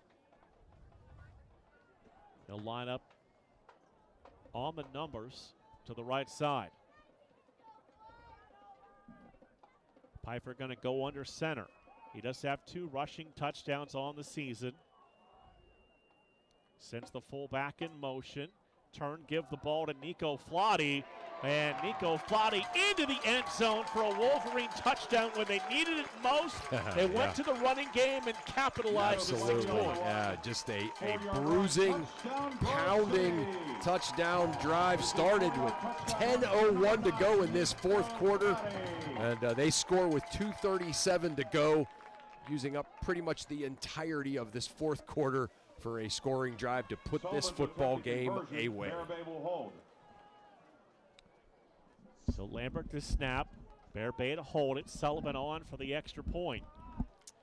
12 plays, 80 yards, 7 minutes, 24 seconds. 7:24 to go, or 7:24 minute drive. Yeah, fantastic. And the extra point is up and good, and it makes it Grove City 30 and Case Western Reserve 13. And just when you need it most, you call on, it's your calling card of extra fullback, extra offensive lineman in, and just ran the ball for the majority of that drive. Yep, your big, experienced, senior-laden offensive line, your 2 big, experienced fullbacks, and your outstanding senior running back, and just blast it down the field, chew up the clock, move the chains, put the football game away, and that's exactly what Grove City College did there. Nico Flotti, 29 carries, 144 yards, and 2 touchdowns, averaging 5 yards a carry. Right. Don't forget about that big third down pickup by the pass from Piper to Heckathorn, too, that goes off that script a little bit, but that was a big play. Sullivan's kick going to be fielded at the 5, across the 10, 15, trying to cut back to the 20, and got down to about the 25, stayed on his feet, and pulled down near the 28-yard line. Jake Kaxick on the run back, brought down by Minch. Dave Kaxick, man, Case Western Reserve will take over first. They don't put his position of athlete out there for nothing, showing it off there, right? Yeah. Chris, this afternoon, the Wolverines have run the football 43 times. Yeah, and I mean, that's not necessarily what their identity has been this year, but against a big bruising team like Case Western, for them to be able to fall back to that and do it with so much success says a lot about the versatility of this offense. Phillips going to have 3 receivers to the right and 1 to the left side. Play clock down to 4 as he drops to throw. Going to fire the pass outside, and that is going to be caught near midfield, and like Dylan Cave on the reception. Pass complete to Cave. Yeah, Cave, I don't even think when he broke that route off, I don't think he had any idea that the ball was coming to him. It was like, oh, there's the football. Catches it and picks up a first down. Danino now out there with Bo Davidson on the sidelines. At the cornerback spot, it's Danino and Wheeler. Phillips to throw. Downfield, the pass a little too tall and incomplete. Down the seam, and it brings up 2nd down and 10. Phillips pass incomplete. Intended for Angelo. 2nd and 10 at the 48. Angelo found a spot in the seam. Pass was a little high. Ryan Montgomery hard charging there. Almost had a chance to intercept it. Down at 2:02 to play. One more play before the 2-minute timeout.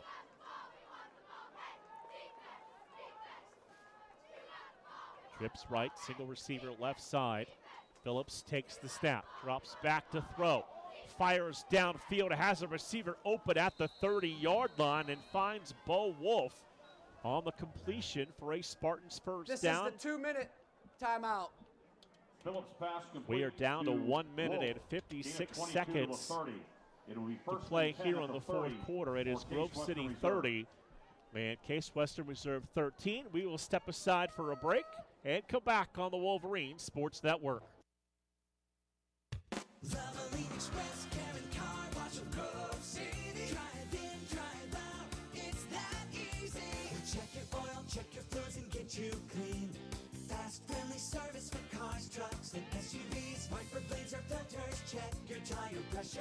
Locally owned, nationally known. Ken Frenchak here from the Valvoline Express Care and Car Wash of Grove City. Fall. leaves are changing. Why not get a jump start on the season and get the oil changed in your vehicle? We have your grade of Valvoline oil regardless of your gas or diesel engine. We stock most air filters and windshield wiper blades. So don't forget, we offer 2 automatic car washes along with 2 self-serve bays. Stop by to have your car run and look great. You can go anywhere for an oil change, but you come to us for the experience. Valvoline Express, Karen Car Wash of Grove City. Drive in, drive out, it's that easy. First and 10 for the Spartans. Phillips drops back to throw, fires the pass downfield. Receiver came back to it with blockers, spun away across the 20 and down near the 15-yard line. Noah Coyne on the reception, and the Spartans want to go quickly. Yeah, Noah Coyne able to pick up some big yardage after the catch. 13 to the 17, first down, Case Western Reserve. One receiver to the right, trips to the left. Phillips to throw it. Gonna look downfield. That pass is underthrown, and Danino tried to go back to the football, and the receiver pulled him down. And a flag came out. Yeah, perhaps the most obvious offensive pass interference call you will ever see. You know, usually those are 50-50 and they call it on the offense and everybody loses their mind. But that time, yeah, the receiver just flung the defensive back to the ground. So the officiating crew going to get together and talk about this penalty near the 15-yard line. Pass interference, offense number 14. 15-yard penalty, replay the down. So they get the penalty on Noah Coyne, number 14, and this will back them up 15 yards. 15-yard penalty. And we're down to 1 minute, 38 seconds to play in the fourth quarter. Yeah. Yeah, so a good drive for Case. Obviously running into some obstacles here. That penalty sets him back 1st and 25. Phillips to throw downfield. That's Coyne who makes the catch. And he's going to be stopped right at the 20-yard line. Now it looks like the Spartans want to take second a charge timeout. Case Western. So they'll take their second. They'll be left with 1. 12-yard gain. Again, scores around the conference, Chris. We mentioned it earlier. Carnegie Mellon defeating Allegheny 63-10 this afternoon, fourth quarter. Bethany's now pulled ahead of St. Vincent 21-13. About 2.5 minutes to play. Waynesburg leading Teal 37-3. Good bounce back for Waynesburg. Zach Cawley is a pretty good running back for Waynesburg, and he's just a junior. Yeah. So Spartans use that timeout. They're left with 1. Coach DiDonato and his staff have all 3 of theirs. Phillips has come in, thrown the football pretty well. 7 of 9, 138 yards, 2 touchdowns, 1 interception.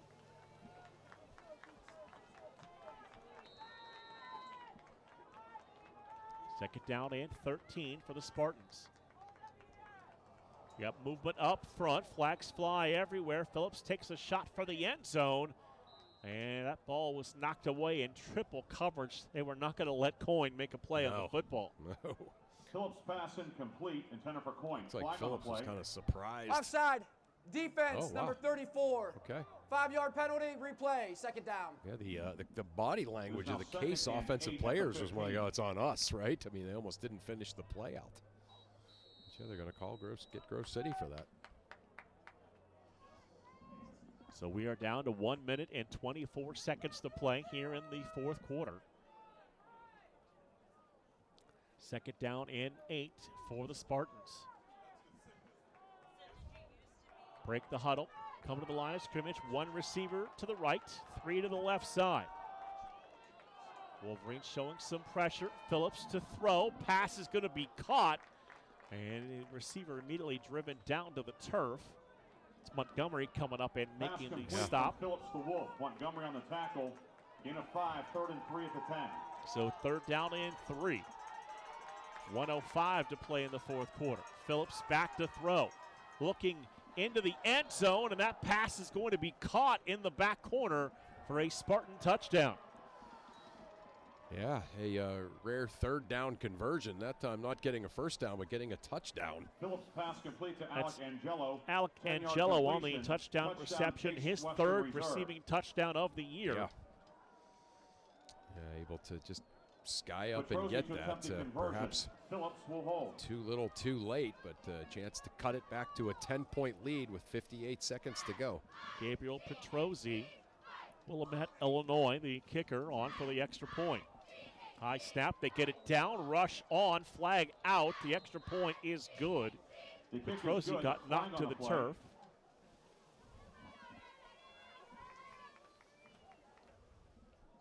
So we'll have to sort out the penalty. Might be offsides on the. Oh yeah, you can hear people talking in the press box. Right. Maybe hitting the long snapper. Got a couple potentials here.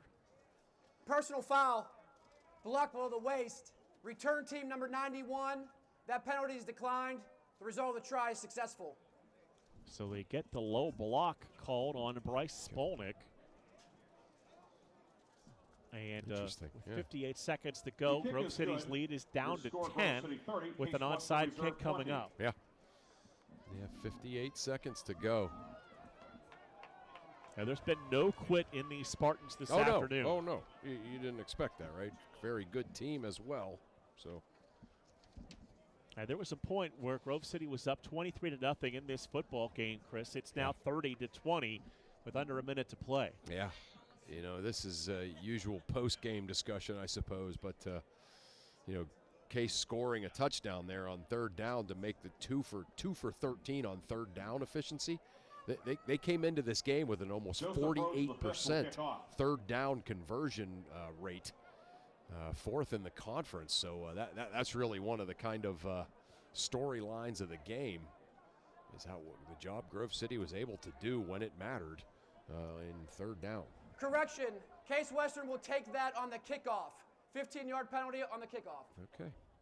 So we get the update on that as they will yeah, take why not? The penalty right? on the kick, absolutely. Yeah.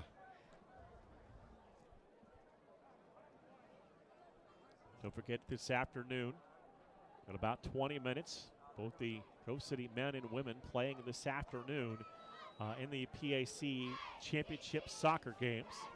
Roach to kick off from the 50.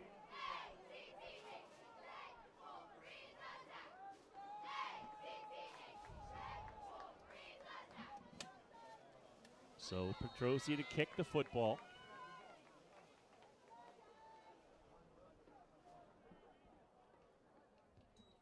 It's a big bounce, and that football tightrope the sidelines. Yep. And Grove City's going to get the football. Didn't look like anybody touched it, just went out of bounds. So the kickoff deflected out of bounds. Grove City will take possession at the 41-yard line. So 58 seconds, and the Spartans can only stop the clock. They have one timeout remaining. Right. Westminster leading Geneva this afternoon, 56-7. That's in the latter stages of the fourth quarter. Yeah, GTs had been really playing well throughout October, pulled themselves to 4-4, but Westminster not having any of that. So the Wolverines going to bring almost everybody in tight, leave a single back in the backfield in Flotty. And Piper is just going to take a knee. Piper takes a knee. They will have to run one more play. And definitely seeing some seniors out there on the field for Grove City. Great stuff. Evan Wright, the senior fullback, in there amongst the seniors for this snap of the football here at home. Piper will take one more knee. Piper takes a knee. Give the football to the official, and the final 20 seconds of this one will come off the clock. And Chris, it was not easy this afternoon, but the Wolverines will put up another win into the win column with a 30-20 victory over the Spartans. Yeah, just kind of a hard-fought game, from start to finish. But, Grove City just kind of doing what they needed to do to get the W, playing winning football.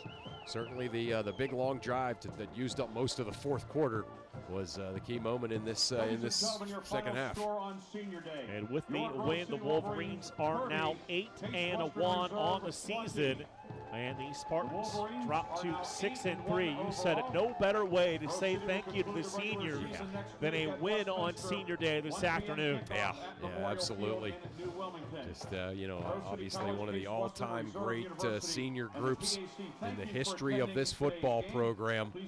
Will wrap up their regular season anyway, home games with a win. So the final score this afternoon, Grove City gets the win by a score of 30-20. We'll take one final break. We'll come back, wrap things up here on the Wolverine Sports Network. I'm Sally, a volunteer at United Way. I'm asking people around the neighborhood what they think this place needs. Excuse me, hi. What do you think this place needs? I'd like to see more parking. More playgrounds. Free movies. Oh, that's easy. Better restaurants. And you, what do you think this place needs? This place? Oh, more ice cream trucks. Okay. How about you? Wi-Fi everywhere? I was thinking more money in the pockets of local families come tax time. Can I change my answer? I was just kidding about the ice cream. Oh, that's way better. Now that you mention it. When it comes to getting better tax refunds into the hands of local families, what this place needs is you. To donate or volunteer, go to unitedway.org. Because great things happen when we live united. Brought to you by United Way and the Ad Council. This is the news. This morning, we are saluting the 2.2 million women who have joined in the war effort. They now make up 37% of the workforce, changing their role forever. The prestigious Harvard Medical School is breaking ground today, opening its doors to new female applicants. Today, little girls all over the world look to the sky, where the first woman is now in space. Military stereotypes are challenged today with the trailblazing promotion of a U.S. female officer to 4-star general. It was just announced that the vast majority of last year's doctorate degrees were earned by women. We've come so far, but our news is changing for the worse. More women die from heart disease and stroke than men, even though it can be prevented. Make a change at GoRedForWomen.org today. Brought to you by the Ad Council and the American Heart Association's Go Red for Women. Chris, can you put the video game controller down for a second?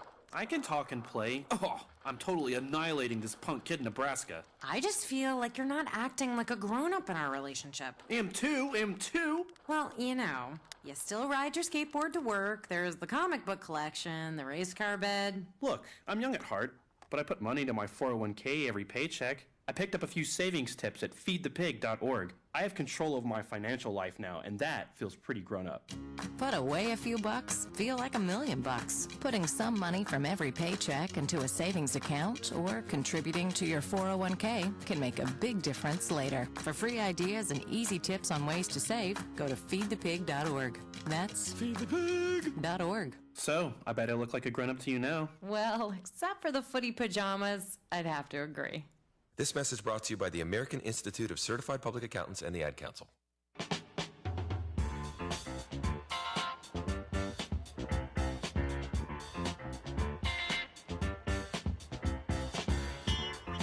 The Wolverines a winner on a Senior Day over Case Western Reserve by a final score of 30-20.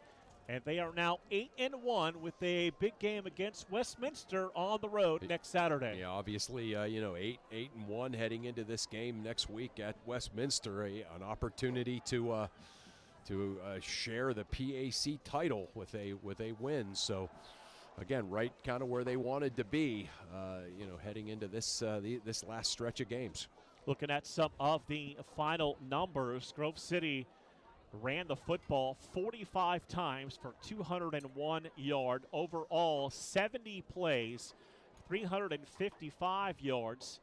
Case Western 54 plays for 325. But the two big numbers we followed all afternoon, Chris, Grove City 9 of 16 on third down. Case Western Reserve 2 of 13. Yeah, I mean, that was the story of the game. And again, Case's efficiency on third down all season has been great, about 48%. But not today, as Grove City's defense really stepped up on third down, got that offense off the field, and that might have been, if you're looking at statistics, the story of the game. Logan Pfeiffer, 13 of 25, 154 yards, 1 touchdown, was not intercepted. He was sacked 1 time. Nico Flotti, monster day for the senior. 29 carries, 144 yards, and a pair of touchdowns. Yeah, he was great, as he's been his whole career. But, again, in that second half, he's a closer, right? He's one of those running backs that's a closer. And that was on full display in the second half, in the fourth quarter, and that big 10-minute drive in the middle of the fourth quarter there. It was just kind of all him and running behind that big offensive line, behind those 2 big fullbacks. And just a great senior day for the senior. Demiri, 12 carries for 62 yards and a touchdown. Leading receivers in the game, Scott Frazier, 4 for 70. Ryan Heckathorn, 4 for 34 and a touchdown. Sullivan, 3 for 27. Lenhart, 2 for 23. Yeah, again, the receiving corps doing what they do, right? Frazier just 4 catches, but for 70 yards. And then, Heckathorn and Lenhart were absolutely awesome in the slot. Every one of their catches was a game-changing catch. And Sullivan, right, chipping in with his kind of usual, those out patterns. So, again, great contributions from each one of the offensive skill players that needed to make plays to win a game like this. We could not wrap up without highlighting the day that Daniel Barabay had punting the football. Oh, yeah. 5 kicks, averaging 49.2 a kick, a long of 63, dropped 3 inside the 20. Yeah, I'd like to know if anybody tomorrow in the NFL games that are played has a better day than that. It was a fantastic day for him. The leading tacklers, Jolly was 7, Spolnick was 6 and a sack, Minch and Brubaker finishing with 5. And the challenge gets a little bit tougher. You don't have to go all that far on the road for next week's game against the rivalry. Yeah. Knowing you need to win that football game. Yeah, what's at stake really is Westminster, that's, certainly their Super Bowl. So they're going to try to win that game, maybe to keep some postseason hopes alive, beat their rival. And for Grove City, right? I mean, I think it's a play-in game to the NCAA tournament. So again, it's a big going to be a big day at Westminster next Saturday. So yeah. And who knows? This might not be our last time together. Yeah, it might not be. A chance to maybe possibly be at home in a few weeks. That would be great. That would be great. Yeah. So we'll see, but so we won't say farewell because we'll assume we're working again, right? That is going to do it for us here this afternoon. The Wolverines improved to 8-1 with a 30-20 win over the Spartans from Case Western Reserve, and now we'll face Westminster next week for a 1 o'clock kickoff. We'll have all the action for you here on the Wolverine Sports Network. For the fantastic support staff here in the press box, led by Sports Information Director Ryan Briggs, my partner Chris Birch. My name is Mark Means. The Wolverines, a big winner here this afternoon as they win it 30-20. You heard all of the action right here on the Wolverine Sports Network. Thank you for tuning into the Wolverine Sports Network. We'll talk to you next time on the home of the Wolverines.